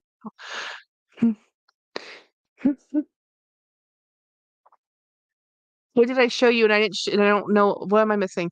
I bought Luna be more than $1,000, €1,000, and it's a cat. Luna was €1,000.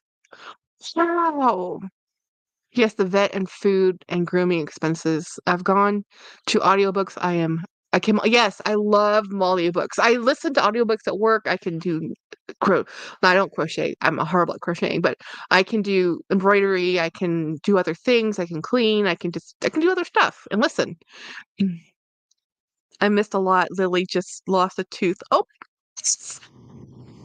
way to go, Lily. Stop it, Jax. What are fabulous. What am I missing? Ma'am, I am totally missing something in the conversation. What did Mim say that was she loves? I'm scrolling up now because now it's gonna drive me nuts. Um,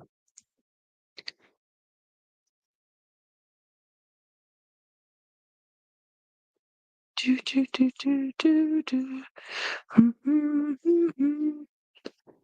Little Watson. So basically, I've been living on caffeine. Okay, I don't know what I missed. I can't. It's too far back up. Now I would love a hairless cat. Oh, my friend had a Cornish Rex, which is a hairless cat, and they're pretty dang cool. They're high maintenance, very high maintenance, delicate, very delicate. Um, Oh, the work I do is production type work. So as long as I'm doing the type of work that's production, there's other things in my job I can't listen to an audiobook, but when I'm just doing actual production, I can do. I do digital. Essentially, my job title is photogrammetric specialist, but what I'm really doing is collecting digital elevation data. So I'm a data collector. So it's a visual thing. So I sit in the computer for 40 hours a week. But when I'm doing other tasks, like if I have to do quality control or I'm doing finishing, that's a different I can't listen to an audiobook. But if I'm just doing straight out production work like I was doing today, it's like the best job ever. Um I want to read it now since you said it was. Oh, it is, but it only has. I'm halfway, 200 pages in, and it's quite not there yet. I'm like, my sister told me there was a lot of sexy time in this book. I think it actually gets more sexy the further you get into it, and in book two. But book one, it's a really good book though. My dang work makes me work sometimes. It's Winnie is a soccer mom sexy type. I have minivan. I don't think I can even. I felt like, oh my gosh, I have a soccer mom vehicle and I don't even have kids. Um, damn it, Winnie, that's unacceptable, says Linda P. Yeah. So anyway, yeah, it's just been I'm gonna be doing some rearranging of the bags. I'm not really gonna be moving much behind me, I think, but I'm gonna be moving stuff over on the side more. There's a piece of furniture that's gonna show up here. I just haven't been able to get my bags in situation and I'm gonna do that and also put some bags in my other room because I can't I wanted them to be here so I can show you, but there's so many. Jelly, we are going to need Jack to read a passage slowly and we can decide. Oh no, I am not good at reading. I can talk all day long, but reading is not my strong suit out loud. What time is the live tomorrow? I'm not sure. 10ish maybe. Depends on what time I wake up. I depends on what time I go to sleep. If I'm too tired, but between 10 and 11, pretty much. And then I'm probably just going to start working. I have to get the piece of furniture out here. James just moved a whole bunch of furniture by himself. Um, so, and the piece of furniture I need is actually in his room, in his game room. Oh my God, I kill an audiobook. I can do this for you guys. Really, Winnie, we want to hear you read to us on your next live. Absolutely. Just put it like over 18 only to keep it safe and get all the trolls not allowed to come in. Oh, Monarch. I have more bags than on screen. This is just most of them. Um, there's like 60 bags on this wall. I haven't counted the ones behind me, and there's 60 bags, at least 60 bags underneath the desk and bins, guys. Yeah, yeah. And I have some in that closet you haven't seen. And probably another 70 in my bedroom. And I have no idea how many are crammed behind me, guys. I've been buying bags for 20 years. Hmm. I just really went down the rabbit hole these last 3 months. Mm-hmm. Mm-hmm.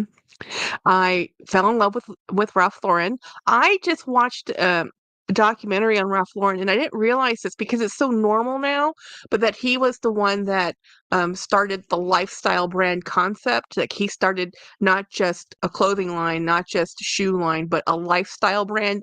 Now it's so normal that every brand's a lifestyle brand that you wouldn't even think that there was a beginning, but apparently he started it. He started the whole lifestyle. Like when you walked into his showroom, you could buy anything in there, everything was for sale, and it was all um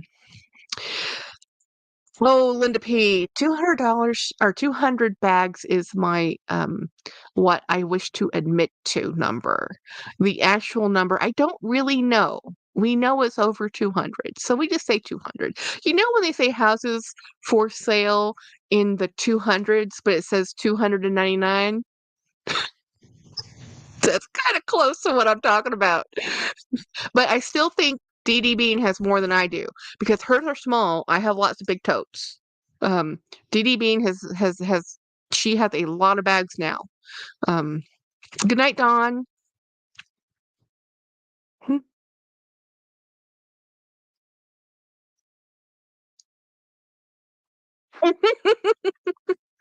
Mm. Linda P says, I admit to 200. Yes, I admit to 200. When I started doing YouTube, and by the way, next Tuesday is my 1 year YouTube anniversary. And I was supposed to go live, but I'll be house sitting with for a friend's dog. So I don't know what's going to happen next week. I had planned on going live on Tuesday, but because literally that day is my 1 year, but I don't know what I'm going to do now. And I've been doing a lot of thinking about why I started my channel, what's happened in a year. And it's just been like, okay, a little bit of grumpiness, it's been a rough couple weeks, Linda P, I don't think it's 400. I think maybe Miss Dee Dee Bean is in that range because remember, she collects micro bags. They don't take up as much space, guys. Jolie, Mims, good night, y'all. Got to go do my daughter's video. Good night, Mim. Dee Dee, you've been exposed. Thank you, Debbie. Yeah, I'm very excited. It's been James never thought I'd have this many subscribers, and I never thought I would still be doing this. I didn't know why I started and why I stayed isn't the same, and also I've wanted to quit maybe 50 billion times. So just this week alone, like, why am I doing this again? And then, but then I get on here and I have fun, and next thing I know, I've talked for 2 hours.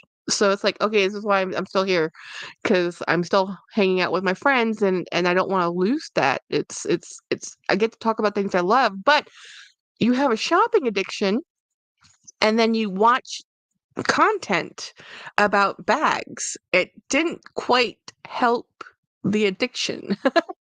But it's something I have to live with and work on my whole life. So it's not like I'm not blaming YouTube. It's just that I can change the content I consume. So as I said, I deleted eBay for the fourth time. The other platforms will soon to follow. I unfollowed some buy and sell groups, which I didn't know was a trigger.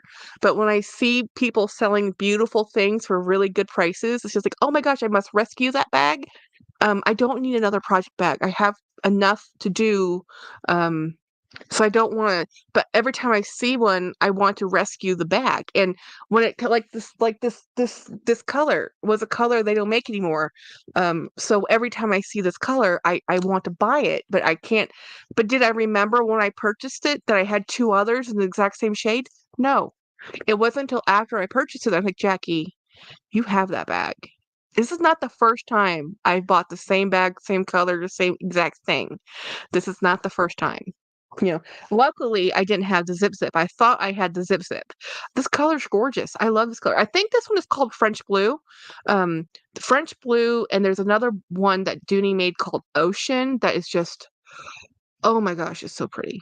But the Dooney blues are seasonal. The only Dooney blue that's pretty consistent is the navy. And sometimes the navy changes hue between the different leathers. And right now, Dooney has a canvas collection out that I am chomping at the bit to want to own and buy. But I'm like, no, Jackie, no. No, Jackie, you cannot keep doing this. You cannot keep buying things. I have no space. I have a finite amount of space, guys. You should experiment for your anniversary and let your viewers come on as guests, kind of like Jacob does on Halloween. I could do maybe. This platform I have, I can only have like 7 people. But here's the thing, I won't actually be home. I'm going to be house sitting, but I might, and the weekend, I'm going to be going out of town. So nothing lines up right. So I still haven't figured out. Yeah, I think it's the French Blue, which was like the coveted color that everybody talks about. And when you find the French Blue listed as French Blue, it's always listed for like astronomical numbers, because it's such a coveted color. It's like, Dooney, make it again, please. Please make it again. But I unsubbed from a couple buy sell groups. I am not constantly scrolling on eBay, so I'm not looking at all the good deals. I do a lot better with like regular stores, because like Macy's, or like even because there's multiples of items. There's more than one thing. It's not just, if you don't get this, you've lost this forever. Beautiful steps. That's why I have all my bags in a database, so I don't buy multiples in spite. I have several colors, the same model, and vintage Coach. Well, I think that comes because sometimes people list them incorrect. A lot of people oftentimes list it incorrectly. So they'll list the I don't have it with me.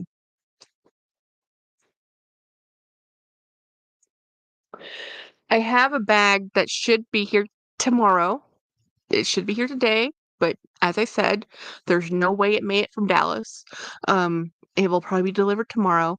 And it was listed as a Ralph Lauren, because it says Ralph Lauren. And it was a Ricky bag, a mini Ricky, and it was listed for $125. And I bought it. It's coming in the mail. But those, as I tell you, a good deal myself into poverty. So I need to use the bags I have, enjoy what I have, and organize them so I can find them.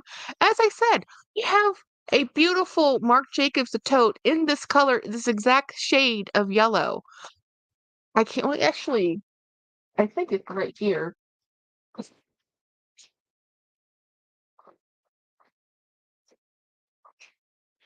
No, I have no idea where I put it. No idea where I put it. I just said it last week. Put it somewhere because I rearranged stuff. No idea where I put it. So I have a bin behind me here, and I have a pile. Literally, this pile. This is all bags. You know, this is my other favorite denim bag. Um, and I have bags in bags because I have so many bags now. I literally, this is a Ralph Lauren bag, a good deal to death. I got it for $10, I think, maybe. This one I got for $25. I think the pins, I paid more for the pins. You know, good deal myself to death. At least once to take a tag. Yeah, there's actually quite a few bags in here that I've never actually used yet with the tag still on it. I bought them pre-loved. They were sold to me. There's one right here. Where's it? This one. Avalanche.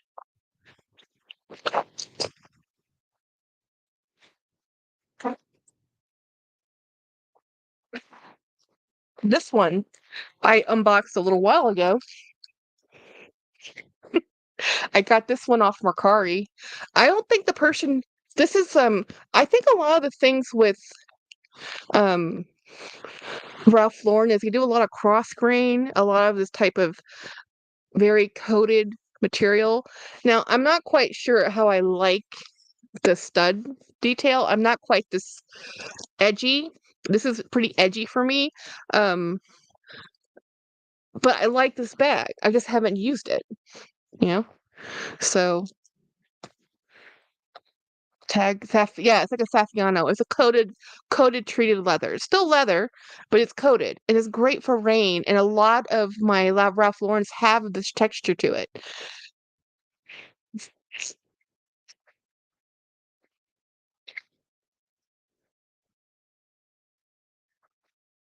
Oh, I'm trying to get to a bag right here. Oh, I unboxed this yesterday. Um, this is another Ralph Lauren bag. Another reason why I had to delete eBay. This bag cost me $35.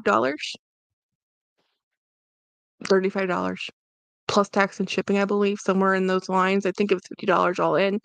And this bag, why did I buy this bag? I like the red. It came with the matching wallet.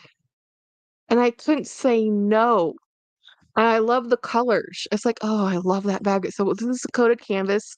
The only leather on here is the trim, but it's a Ralph Lauren bag with matching wallet for 30 something. I think the whole thing was $50. But I'm telling you, good deal myself into poverty. And it's because because I fell into the rabbit hole of Ralph Lauren and it was new to me. I didn't have a reference base. I didn't have a lot. Like I've been collecting Dooney for 20 years. So I've had that satchel. I have that zip. I have that tote. I really had to love the color. I really have to love that exact model. Or I missed that when that tote came out because they don't make that tote anymore. Or like when I bought the Addison. But Dooney is not as prolific as like Ralph Lauren has been since like the 60s. Only by Purple Label Ralph Lauren, I think. Well, see, here's the thing. Let me show you the other thing that came in. Yeah, Jackie has problems. I bought this off Goodwill. This was a GoodwillFinds.com moment. This actually was $33 plus tax and shipping. So this came up to 50 some odd dollars again, just like that other Ralph Lauren.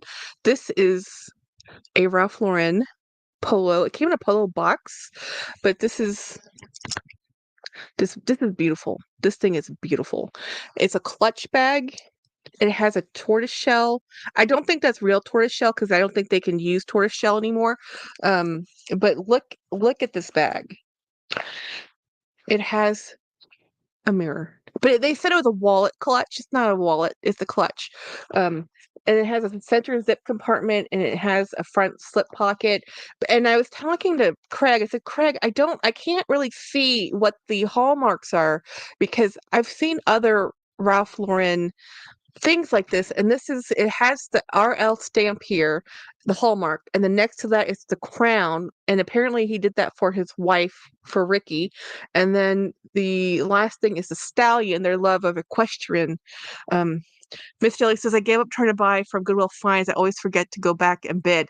Well, this was Goodwill Finds where it was just purchase it. It wasn't a bidding item. It was just, you can just buy it. So goodwill.com and Goodwill Finds aren't quite the same. And normally I shop Goodwill from their individual stores in eBay. So like I find a lot of stuff like Saya, he bought his Ricky that he found on I believe that came out of San Francisco, and I think that one was Salvation Army, not Goodwill. I can't remember, but we were bidding against each other. It was so funny. I bid on that, DDB bid on that, Chess with Chris bid on the same bag. Saya won the bid. It was so funny. I find a clutch and be like, how do I carry this? This is for me a lipstick pouch. This is a pouch in a tote. This is totally a pouch in a tote for me.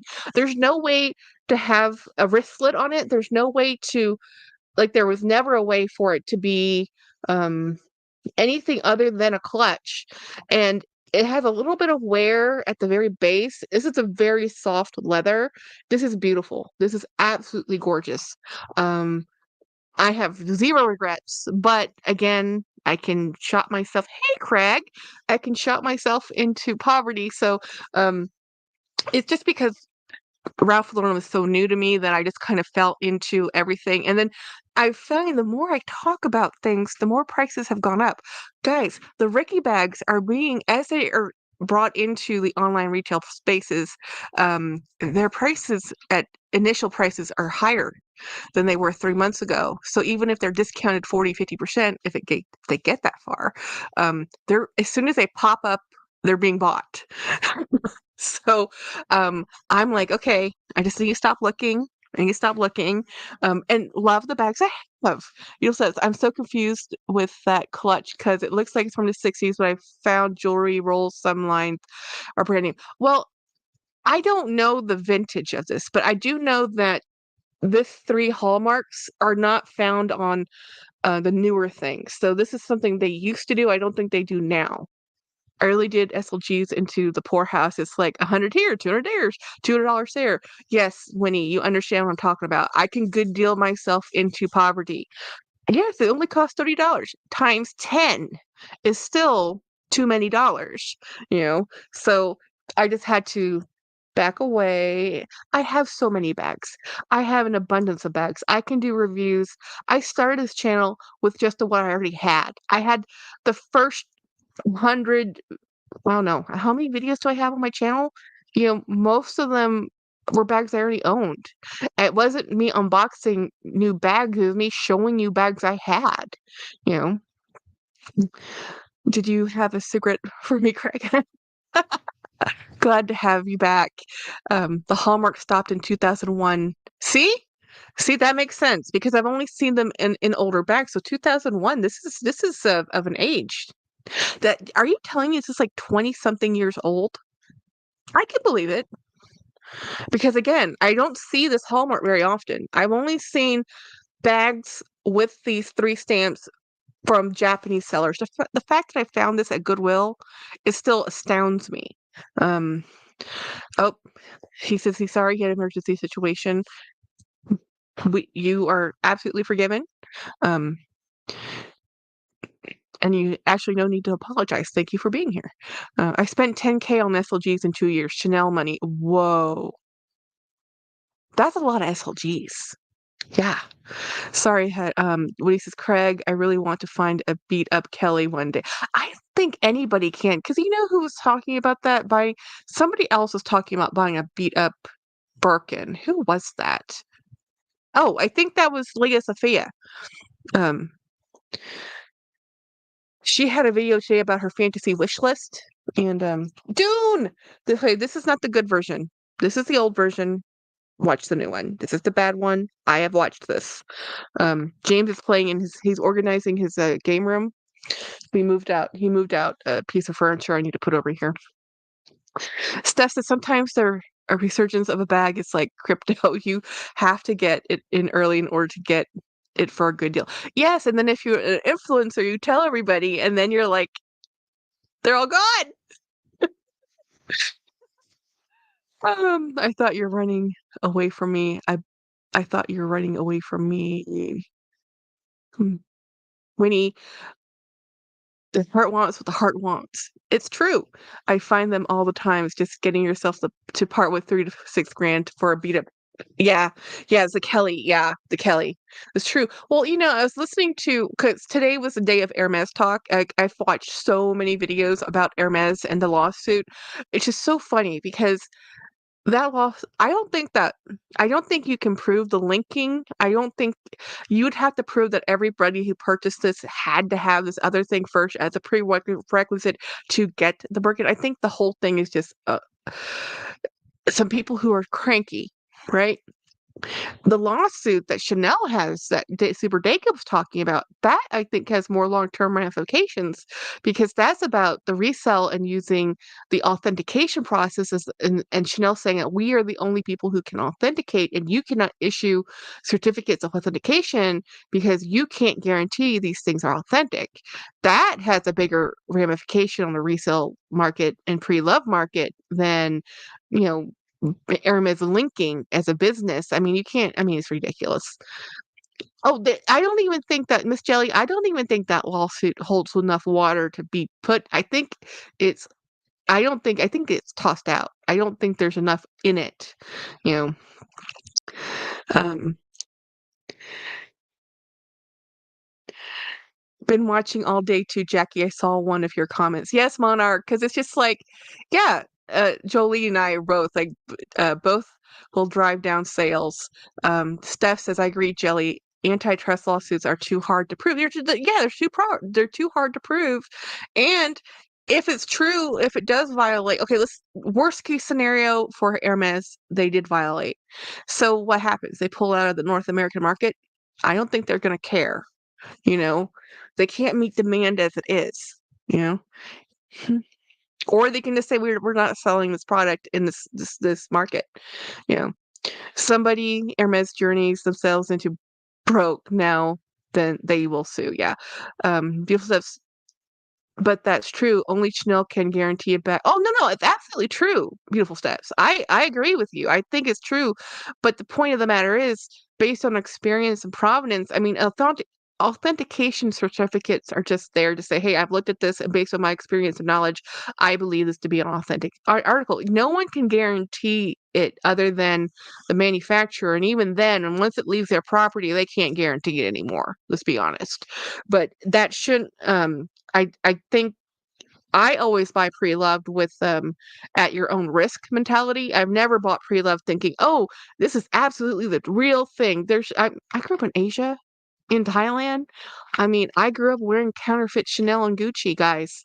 Not bags, sweaters and jewelry. I had all of it because everybody did. It's everywhere. It's all over Thailand, and it's illegal there too. To stop it from happening, you know.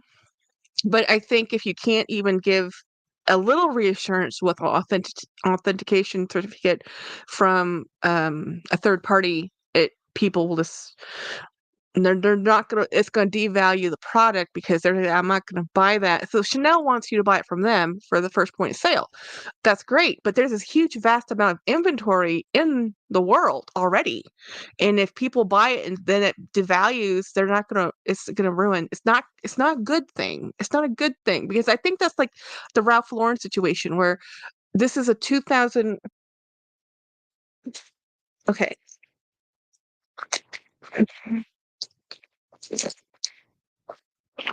This is the authenticity card. This card, it has a number associated with this bag. But that's not what I'm showing you because I'm not going to share that because I've learned that's not the thing you do. But it has this. It has the original. Let me see if you can stop focusing on my face. Can you see that? It has the, okay, I'll read it to you because it's washed out too much. But basically what it shows is the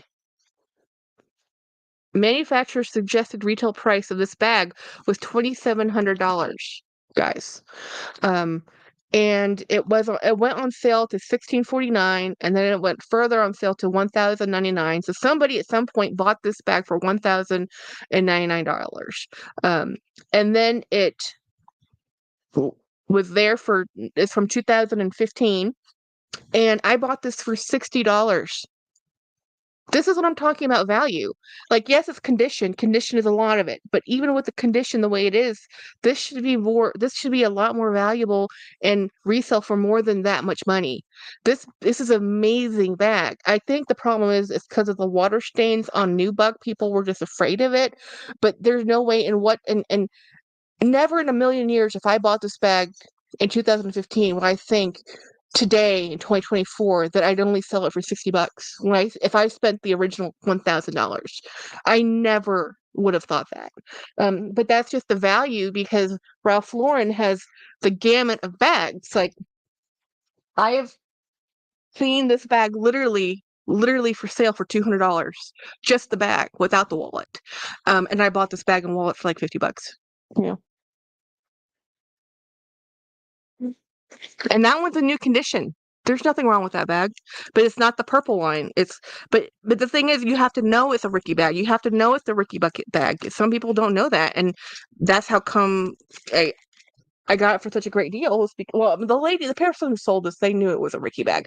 And by the way, while I'm talking about this bag is right up there with my pleated Ricky in the best bags, one of the two best bags I have. It's the quality of the leather. This is a completely different animal compared to the soft Ricky. It's not the same thing at all. It's the Ricky style. And yes, this is Nubuck and not a soft calf. But the thickness and quality of this leather, I compare this to the pleated Ricky I have as the two best quality bags I own in this whole house. Not the two most expensive, two best quality bags because of the quality of the leather. This is the type of leather I love. And it's just beautiful. This is one of, even if I do nothing to this bag, I love this bag. I am very, very, very, very, very happy I bought that. Not everyone knows how or wants to rehab a Nubuck like bag. I know, and I said worst case scenario for me is if I don't rehab it and I just re-dye it. I'm okay with that too. Okay, we're living with it the way it is. It might have been in his Western line because it has the whip stitching, suede.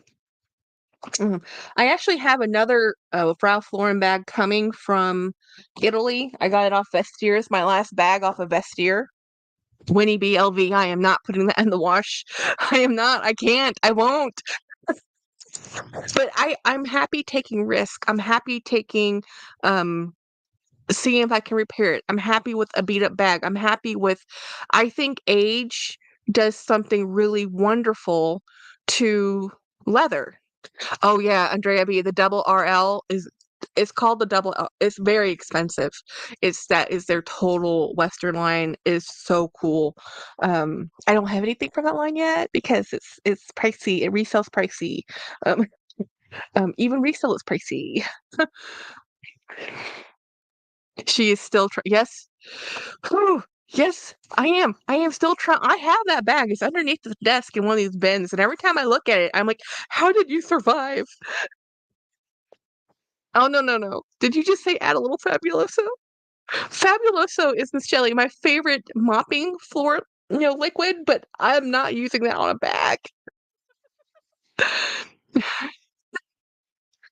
Well, age, okay, so, but age, look, I would never, I would like to have the wisdom I've gained in my lifetime when I was 20. I don't want to be 20 again. I would, if I want the wisdom and knowledge I have gained in my life because I was an idiot at 20. I don't want to go back there. I might have been young. Things might not have hurt as much, but I'm much happier today, live for today. Just keep going forward, you know? Same here, Winnie. Oh, believe me, my back hurts today. I've had my shoulder hurts because of the job I do is pinching right here. I am not in the best of health, but oh Lord, at 20 I would get into a car with a rand. Oh my gosh, Winnie BLV. Same here, says Linda P. Oh my goodness, you guys. I have never gotten have I ever gotten a car with a stranger before? Yes, one time. And it was a stranger to me, but not to my family. I was in Thailand visiting. I was with my mother and my mom. We were visiting. My mom we used to work for a Chinese import export person, and we were there hanging out. And we're kiddos, and normally we wouldn't be hanging out with my mom when she's doing work, but she was having fun. I don't know. She says, "Hey, go with this guy and he'll take you XYZ." I'm like, "Mom, we don't know him." Like, "Don't worry, it'll be fine." I was like, "Who am I going with? I'm going with some stranger." Mom just palmed us off on this guy and we went, I don't know, to an ice cream parlor. It's everything you don't do as a person. You're told your whole life, do not get in cars with strangers. Do not take gifts from strangers. Do not accept candy or sweets from strangers. We did all those things. Believe me, how I lived through the 80s in Thailand and I'm still alive today is still a freaking miracle. Absolute miracle. We actually, when we were 7 years old, think of two little Thai twins, half Thai twins. We're walking from the international school because we had missed the last bus, and we're in our ISB uniforms. I think I've shared this. Before, but I'm with my twin sister, and we're walking home. We are not close to home, but I am. I know how to get home. We are going home, and so I flagged down a little tuk tuk, which is a little open air little taxi thing, and I don't have money with me. And I said, and I knew I spoke Thai, so I said, "I want to go here," and he said, "No, too much." And I'm bartering, all right. And basically, this man saved our life because he was like, it was for peanuts. It's like peanuts. I think he said for 50 baht, and I got him down to 20 baht, and he just wanted us to get into the vehicle. He knew. We didn't know. We knew. So, or he knew. We didn't know. So we get into his tuk tuk and we go to our home. He takes us to where we go because I knew where we lived. He took us there, and we get in there, and I leave my twin in the tuk tuk. I run upstairs to go get money out of the cookie jar, just assuming that the hired help would still be in the house because they were supposed to come pick us up. And one of the hired help was there, so I got money out of the cookie jar for like incidentals. I run downstairs to pay the cab driver. Right, while this is happening, the actual hired help, my nannies, come. They're coming to home because they have gone to the school to pick us up. We weren't there, had come back to the house looking for us frantically. Where are the girls? Because they were supposed to pick us up. And I'm like, "Oh, yeah, we took a tuk tuk." They were like, "Don't tell your mother," because my nannies were my aunts. My family hired my family, right? So, yeah, my mom found out. We didn't tell my dad, though. It was like, yeah, and oh man, the lecture. Andrea says obsessed with vintage Ralph Lauren. Wait, I missed it. Um,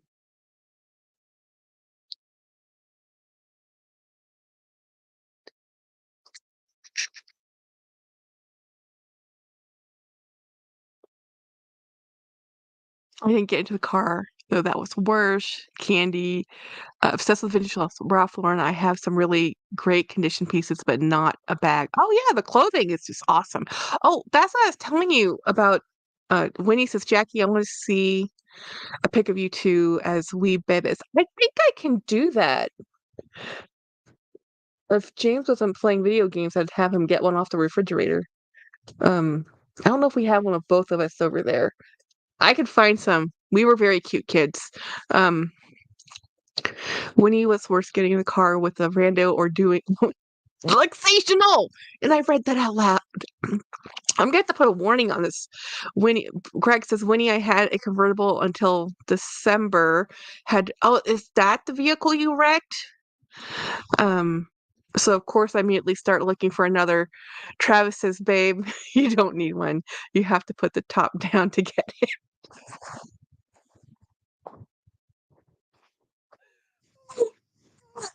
What happens in the live stays in the live, right?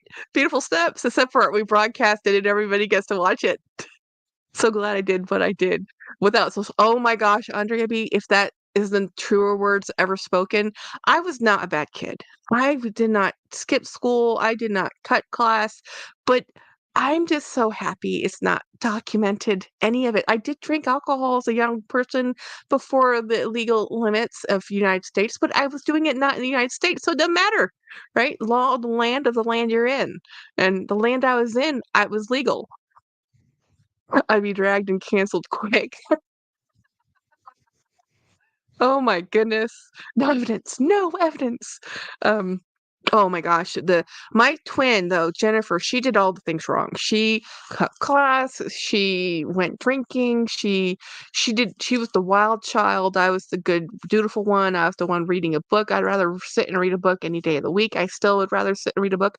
I was listening to YouTube. I can't remember the name of the creator, but he does things about companies that have gone bankrupt, and he was telling the story of Borders Bookstore.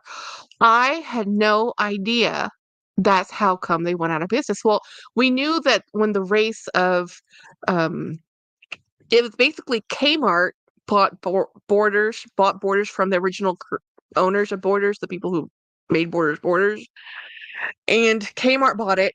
The Kmart was having financial issues, and then Borders expanded into the international market, but they didn't actually keep up with the times when it came into the digital world. So when Barnes and Nobles was making the Nook and Amazon was making the Kindle, Borders had an agreement with Amazon, but they didn't have they it was a bad deal, totally bad deal.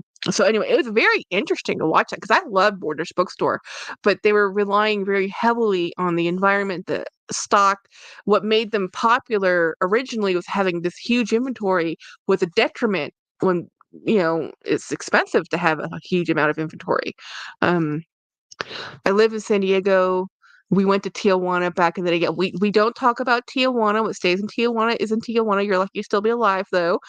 Craig says, I've never been a conformist. I've always done any and everything I've been told not to. See, this is why we're friends, because I would go with you, and I'd be like with my sister, with my twin. I went with what she did. I just didn't do it with her, But I was like, I bailed my sister out of everything, out of everything. I everything. Beautiful steps. In my 20s, I was married with no adventures. Can't say the same in my 30s and 40s. Um, that's funny. I only regret what I didn't do. That's true, right? That's the truth.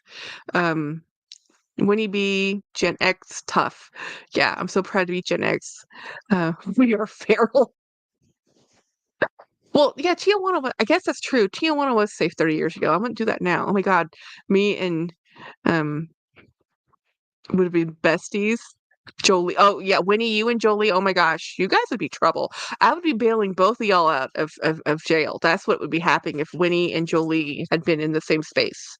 Um, I really was that friend who, I mean, I never literally bailed anybody out, but I was the friend you called if you need a ride. I was the friend that was with you that never drank. I was the one reading a book while everybody was doing other stuff. And I was the one saying, can we go home now? I got drugged to places because people said, Jackie, you're boring. You have to do more fun things. And I'm like, fine, I'll go do fun things. So I'm the kid who put a paperback book in my back pocket so that when I had to go do stuff, when people made me do stuff, I could sit down and read a book. Some of my coworkers go to Tijuana for dental work. I would. I've actually gotten my oral surgery, not crown, but my wisdom teeth pulled when I was in Thailand. At the time, the price of going to Thailand was $800. It's not that now, but then it was. And it was the whole surgery, oral surgery, hospital, x-rays, everything, $200.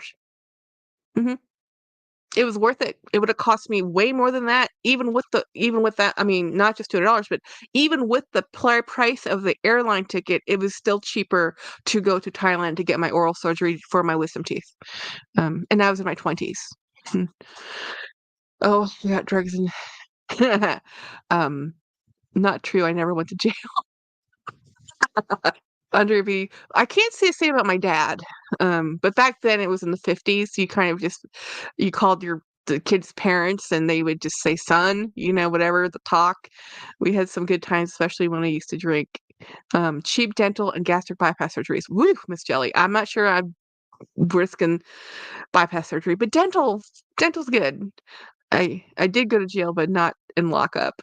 Craig says in my 20s I got messed up, which was a daily bag and woke up in Tijuana 4 times. Oh my gosh, really? Whoa, you guys lived the high life. This is war stories and lies moments. This is the fun stuff. My husband went to A&M and he was in the Corps Cadets. He has the best college stories. I don't want to live through any of them, but I love listening to his stories.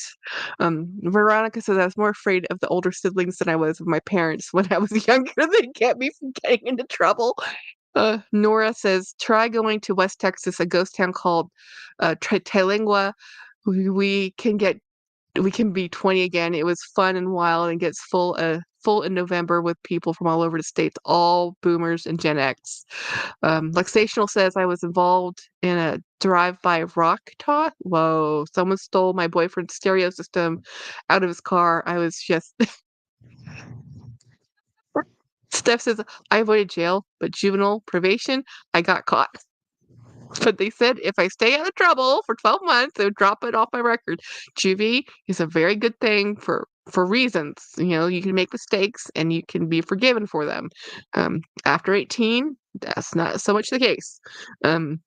Winnie B says, no, Maddie's mother-in-law had her gastric in Tijuana. It was good.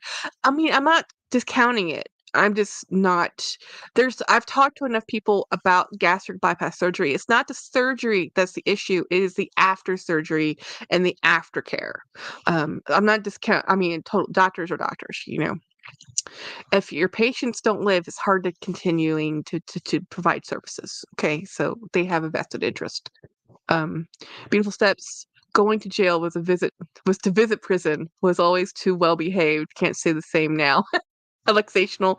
Thinking about it now, someone could have been seriously hurt. Yeah, the rock toss thing, absolutely. Now, if you get caught doing that, it's a big fine here in Texas anyway. Yeah, Wendy says, yeah, the aftercare is hard. Yeah, it's the aftercare with gastric bypass. It's a long. When you go, I actually talked to a gastric bypass doctor, and was going to my doctor for 12 months about this to possibly get gastric bypass. Now, most insurances, it's 3 months. Mine said 12 months. So I went 12 months talking to my doctor. And what I learned was I'm not doing gastric bypass. It isn't the surgery. It is what I have to do to be successful on the surgery. And the gastric bypass surgeon said, you will be our patients for life if you get this surgery. I'm like, what? He says, and he explained the aftercare, and he explained that you'll be on these supplements. You'll have to take these protein shakes. This is what you have to eat. It isn't a question of will you be sick. You're going to be sick. if when you first get this, because everybody is, and the whole definition of soft foods and what you cannot eat when you're first on the liquid diet, and then you go onto a soft food diet, and then gradually you go into an actual diet, but you're not supposed to drink anything that's carbonated after that. And to be compliant, you're not supposed to have alcohol because you metabolize it differently. And I don't drink alcohol anyway, but I already stopped drinking alcohol at that point. But the truth of the matter is like, I can't do that.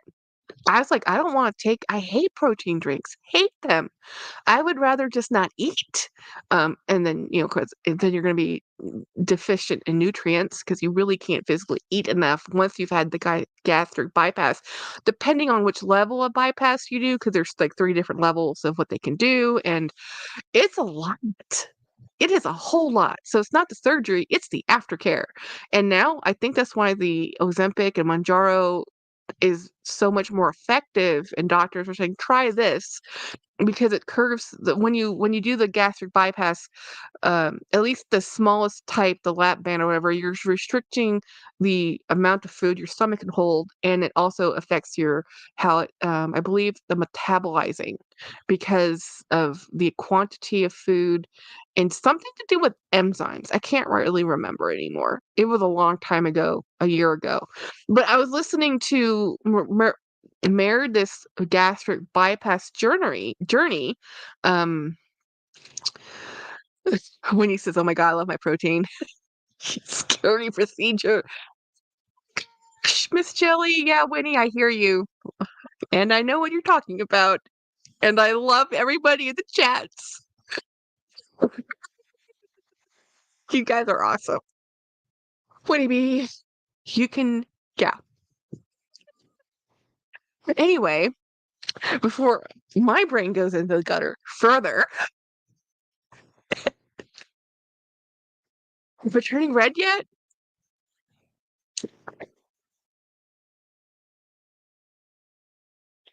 Oh my goodness. I can't even talk after that. Oh, I don't even know what I was saying. We're just gonna move on. Nothing happened here. Nothing happened. See, move along, move along.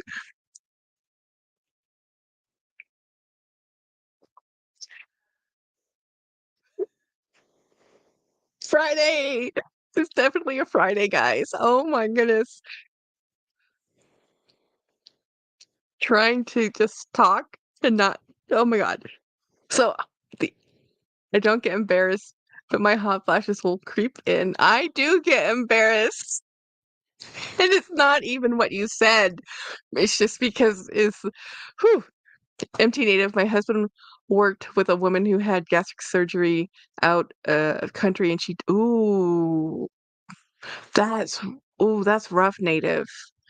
Yeah, Debbie says I am blushing. Oh, anything goes on a wait. Okay, I'm not looking at the chats anymore. No, so I didn't do gastric bypass surgery. That's what I was talking about. I was talking about Meredith. I had watched her journey, but then I'm watching her now, and yes, she's maintained her weight, but she does drink alcohol. She's mentioned it several times that she's had alcohol, but I know from what I've talked to my gastric bypass doctors, I don't know which exact procedure she uses it. You're not supposed to drink alcohol after, like maybe a year after you can drink some, but it still affects you differently. Let's get down. Where is Ed? You know, I want to.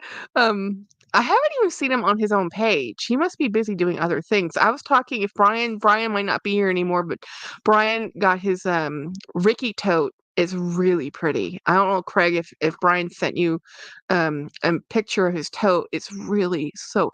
I don't know if it's gonna work so well because I didn't realize it didn't have a crossbody strap. I didn't even look at it, but it fits his oxygen, so it looks really nice. But then he also bought another tote. The man is. I'm living vicariously through Brian because he's bought like 3 totes in the last week, um, and he loves totes as much as I love totes. Oh, he's busy. He did his next right. Yeah, I like that. I like that. So in my Ricky journey, I would like the shoulder bag, which is like the baguette style bag. I would like the zip side mini Ricky, and I'd like an actual full Ricky in the regular 33 and one in the 27. So I'm still not finished with my Ricky journey. We're just on a pause. We're on a momentary breakup for at least 6 months because I said I'm going to try very hard not to buy anything until my trip to Orlando because I want to be able to buy things in Orlando.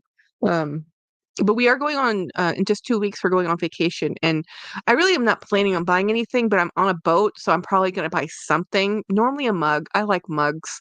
I have a cup problem. I love cups. It scared me, Andrea, so I said no.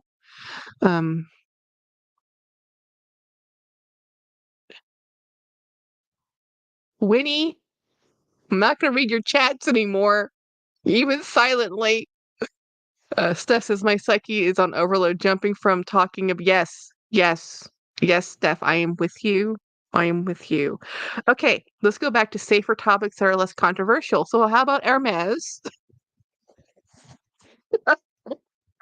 Oh, speaking of Hermes, I'm still working on this guy. I need to pick it up. I haven't picked it up. I moved the hoop so that I can get to this side of the carriage. But we're making some progress. I still haven't decided what to do here. I bought all the things. I just have to do the work. So I might pick this up this weekend and do some more work on it because I'm not no Winnie B. I'm ignoring your comments. So I'm still working on the beads over here. But yeah.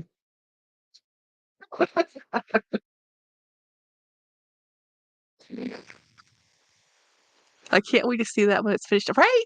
I actually have some plans. What my big plan with the thing I worry about this. Um. Oh, Craig. Okay, Craig says. So, am I the only one finding YouTube Lux videos so damn boring right now? You are not the only one. I am with you. I am so with you. I am so. I'm like. I've switched genres. Like I'm watching other content. I'm not watching luxury content. I'm scrolling by it. I'm like, nope, not watching you. No, I don't watch you. It's just I don't people somebody I always get her name wrong. Someone adulting did a video which I liked, and then the one today. Why can I never remember her name? I can't remember her name, but she did a video on new YSL bags that she likes. And that was kind of interesting because I hadn't seen these new oh, thank you, well-behaved wallet. Doesn't deal with food issues and went far the other way. I'm not eating enough. Yeah, yes. Um, so here's the thing, it's like, let's Google the day's story and repeat it verbatim over and over again. Yes. Yes. Veronica says too, YouTube is getting a bit boring. Debbie says I watched document. That's what I was doing today too, Debbie. I was watching a documentary on the Borders bookstore closing. I mean the whole bankruptcy thing. And then I was watching anything but luxury YouTube. I wasn't watching any luxury. I mean, I don't know what I was watching today. I watched Caitlin talking about her wine rack. But basically right now people are all saying I'm on a low buy, no buy, which is fine. I'm okay with that. But then you have Jessie Stiles, whom I love, but she's talking about she has a lot of opinions, but she only buys a certain brand of bags and she's talking about she has the Birkins, but she doesn't carry the Birkins because she doesn't feel safe carrying the Birkins. But she wanted to buy a new bag because she's feeling the need to buy a new bag. But she didn't. She sold the bag. What was the bag called? It was in a green color that she had, and she wanted to buy it again. She's struggling with not buying. So that was her video today.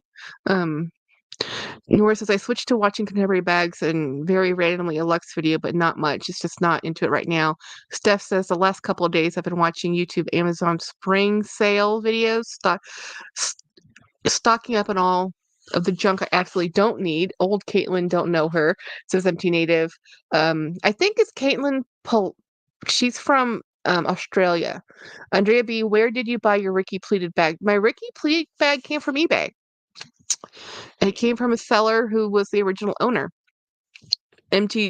Miss Jelly says I watch cooking videos. Debbie says it helps with the FOMO. Yes, I agree. It helps with the FOMO not to consume more content about luxury items. My new favorite topic on YouTube is about fasting, trying to avoid doing bypass surgery on or taking medication. Yep. Intermittent fasting is a thing. Winnie says, Jesse, I missed something. Jesse, love her. I'm going to pivot, says Winnie. Bone broth is great for after fasting. Miss Jelly, I love watching cooking videos. I like watching Thai cooking videos. I watch fasting YouTube too. Veronica, what's your favorite topic? Bergen Boy says, I have my opinions on this too. If you have no intentions of carrying a bag without worrying about it, like either carry the damn bag or don't buy it. It's a dear. Yes, I'm with you. I absolutely agree with you, Craig. Either you carry the bag or you don't carry the bag. It's just the bag is meant to hold things. Use the bag. Buy the bag. Use the bag. You know. Monarch 2, me too, Veronica. I don't want surgery. I'm trying not to use drugs. 80 more pounds to lose. That's a way to go. I've actually my highest. Okay, because when he shared this, I'll share with you guys. My highest starting weight was 366 pounds. I am right around 300-ish pounds. I go between 305 and 300. I can't seem to get under 300. I haven't weighed myself other than at the doctor. So, and I've been on Manjaro for like a year. So I am not the person who, and I lost most of that weight, most of the 60 pounds or so wasn't on Manjaro. It was on a controlled diet. But I got down, my lowest had been 280 and I haven't been this, I'm just hovering at 300. Um, oh my God, Borders was my destination every Saturday. I was so sad when they closed. I have to grab a hot drink and nestle. Yeah, Borders was great. I also don't scroll Instagram. I just aim I am in a message group here and avoid advertising. That's really useful, Debbie.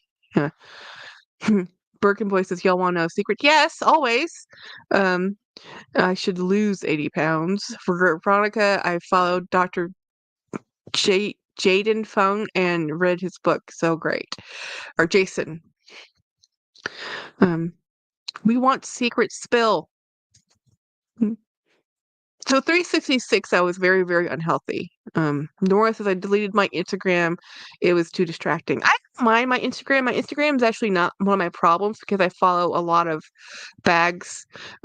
Craig says back in 2007, when I was paralyzed for 1.5 years, you got up to 475? I can't even picture you at 475. But you were paralyzed for a year and a half. That does make sense. But whoa. Yeah, I thought, yeah, my 366 at my 5'4" height is actually, it was very bad for me. So even though I've kept off that 50 pounds, I do need to lose more weight for my health. Um, that is a lot. How did you end up losing so much weight after that? I mean, what happened the I mean, when you weren't paralyzed anymore, like when you were able to move again? Mm. Yep, the only damn thing worked on me was my. Really? You could only move your hand? Wow, that's scary.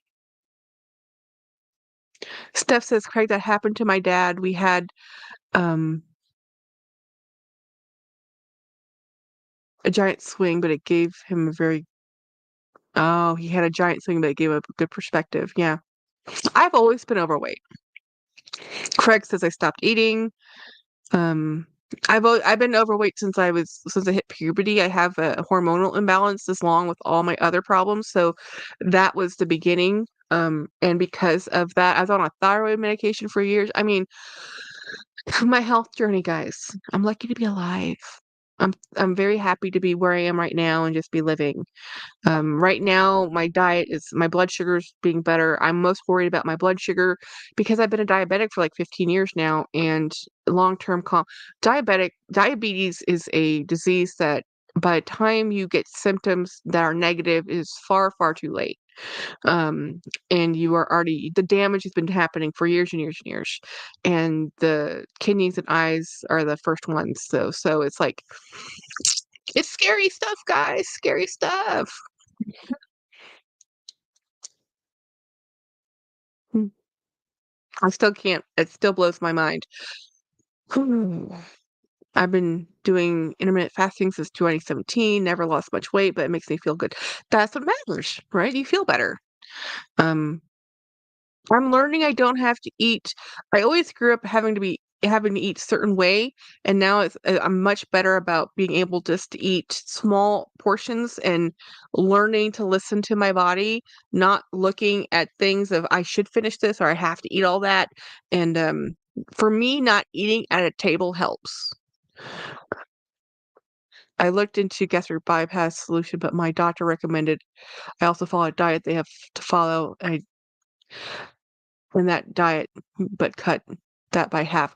Yeah, the diet for the gastric bypass is really difficult. My friend did gastric bypass, and I was keeping up with him, and I was just about to do it myself, and then he passed away. Not from technically not from gastric bypass, um, but I still think his health was pretty poor. And yes, he had been way over. He's probably, Craig, a lot like you, well over 400 some odd pounds, um, twice in his life and gotten down to a regular, like, men's size large. And then with the gastric bypass, he again had lost a great deal of weight. But I think for him, the extremes of having done that 3 times in his life it put a lot of stress on his heart, and he ended up dying before 50. And he was a very good friend of mine. I still miss him. But after that, I'm like, I don't think I want to do gastric bypass. So I still talk to the doctor. I was never overweight, but got lung disease, trying to get weight off now. Lung disease is terrifying, Monarch. Um, I lost 10 pounds. I was 10 pounds overweight in elementary school, and they sent me to diet class. Really? Oh, yeah. Winnie B. Yeah. Steph says, I gained and lost 100 pounds multiple times in my life. I know exactly what I need to do and how to do it. I just grow lazy and throw caution to the wind. And well, it's also in America, we're inundated with food advertisements, especially if you're here in Texas. There's food on the side of the road, there's food everywhere. When we were visiting my mother in Europe, it's not the same. You can't just go get something off as a vendor, a hamburger place. And when I was living in Thailand, there's vastly more food, and people eat like 5 meals a day, but it's an entirely different type of food. Um, Miss Jelly says my issue is not being able to portion control, and it doesn't help that I cook almost every day different recipes. Yeah, portion control is difficult. Debbie says I quit all nicotine and went on an antidepressant, and my body just blew up. Yeah, I'm on an antidepressant now, but I would not be functional if I wasn't on an antidepressant. And I'll be on that the rest of my life. Um, I know, Craig. Diet Dieting can be just as bad on your health as being overweight. Yeah, I had a heart attack in 2019. Do you get that's Craig? That's what I think happened to my friend more than anything. It wasn't a heart attack, but because of the extremes in his health, um, it definitely stressed out his heart, and he just died in his sleep, and he wasn't even 50 years old. Um, Winnie B says, watch the Oprah thing, even if you don't believe it's going and doing the meds, it really is a disease. Um, Monarch, yeah, Craig, that's why I'm trying to go slow. Beautiful stuff. I gained 60 pounds when I moved here. English food. Oh yeah, English food is like American food. I mean, it's a starchy, heavy, um, high in saturated fats. And Thailand is different. There's a lot of fresh vegetables, lots of vegetables. It grows everywhere. People eat vegetables, all types of vegetables, things that don't even exist here. In America, if you want a vegetable, it's like broccoli or green beans or a salad. And then if you put all the dressing on the salad, that really isn't It's gonna help, you know. Anyway, we've been hanging out for 2.5 hours. What's everybody else doing this weekend? Tomorrow I'm gonna be rearranging bags, but right now, to tell you the truth, I'm tired. I did not sleep well last night. I've been at work all day. We actually had stopped and see James's mom at the facility. She's still at the um rehab facility, still doing rehab, still trying to, the goal is still to come back home, but she has to do some more work. Lots of butter, so delicious. Craig, yeah, I'm someone that goes from one extreme to the other. I either eat compulsively or starve myself. I don't do well with in between, so I think that's why Ozempic is working for me. James does the same thing. He is a compulsive eater, or he doesn't eat, and this medication is definitely messing with him. He's getting a lot of symptoms. He just started Manjaro himself. When he says I'm doing the same thing as last weekend, it's Groundhog Day. What is it? Groundhog? Uh, Beautiful steps. In Portugal, I used to eat veg and grilled fish and meat, and there's oh yeah, yeah. I think, I mean, even though you're like in England, isn't it just like still a potato, really heavy base potato and just a meat, and not fish. It's like still lamb and beef, right? Well-behaved wallet. I'm getting my hair done tomorrow. It's like 4:00. Man, I do not understand. I mean, I understand. I've seen enough videos, but 4 hours to get your hair done, and then you pay them like a couple hundred if you're that lucky.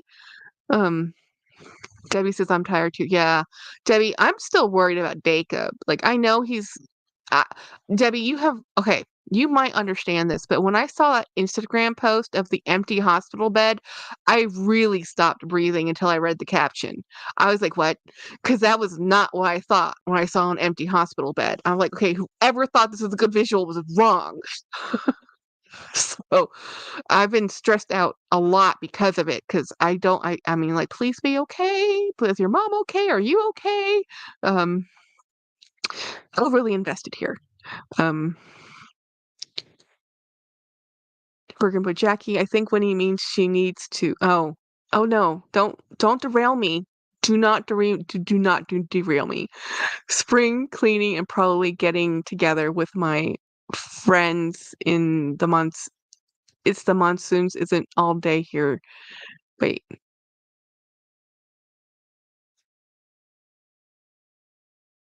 Huh. Okay, my son, Miss Jelly says my son um has a play date. Pray for, oh gosh, how old's your son, Miss Jelly? Um Veronica, let's all quit bad content and do weight loss. It'd probably get more views. Oh, speaking of views, oh, Beautiful Step says, yep, and fish and fried and gravy on top. Craig says, yep, getting mine done Monday, 6 hours. Oh my gosh, no. 6 hours for a hair? I don't get it. Oh my God, the hair, it takes so long. And yes, so it's so expensive. Luxational Jackie, there are 70-year-old dust bunnies in the corners of my body bag. I can believe that. I'll tell Patrick. Oh, please, Debbie, tell Patrick because I really stopped breathing. I'm like, oh no. And then I was like, okay. Uh, well, Tina says she means the movie Life is on repeat. I get, oh, got it. Groundhog Day. How long has it been? I don't remember that movie, guys.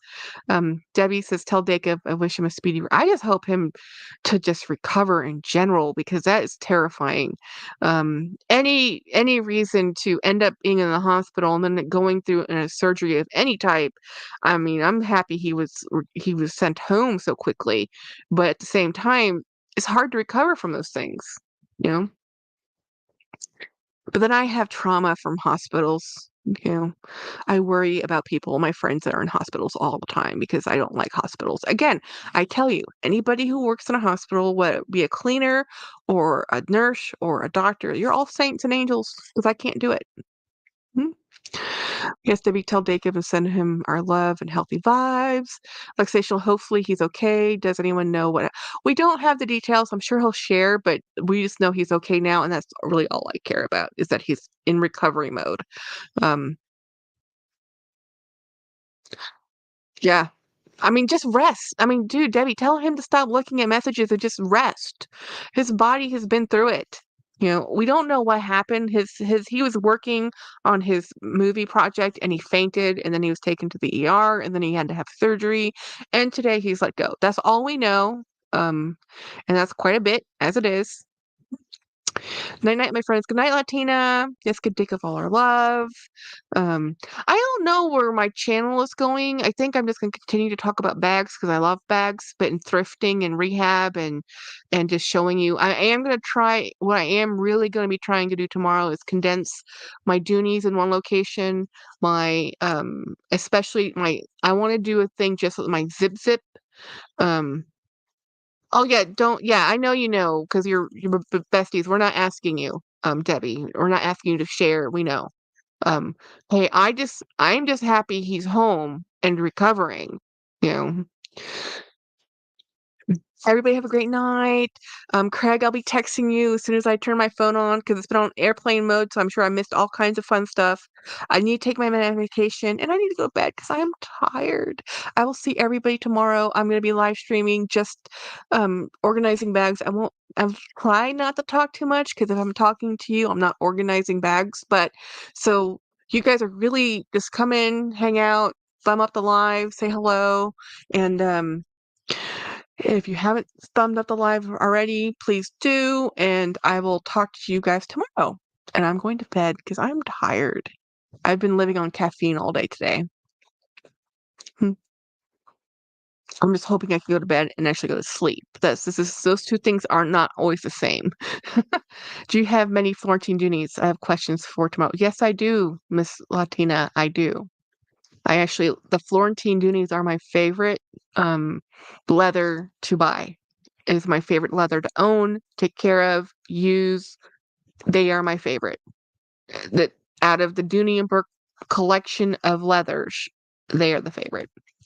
Good night, beautiful steps. Night, everybody. Okay, I'm signing out, or I'll keep talking because y'all know me. Bye bye.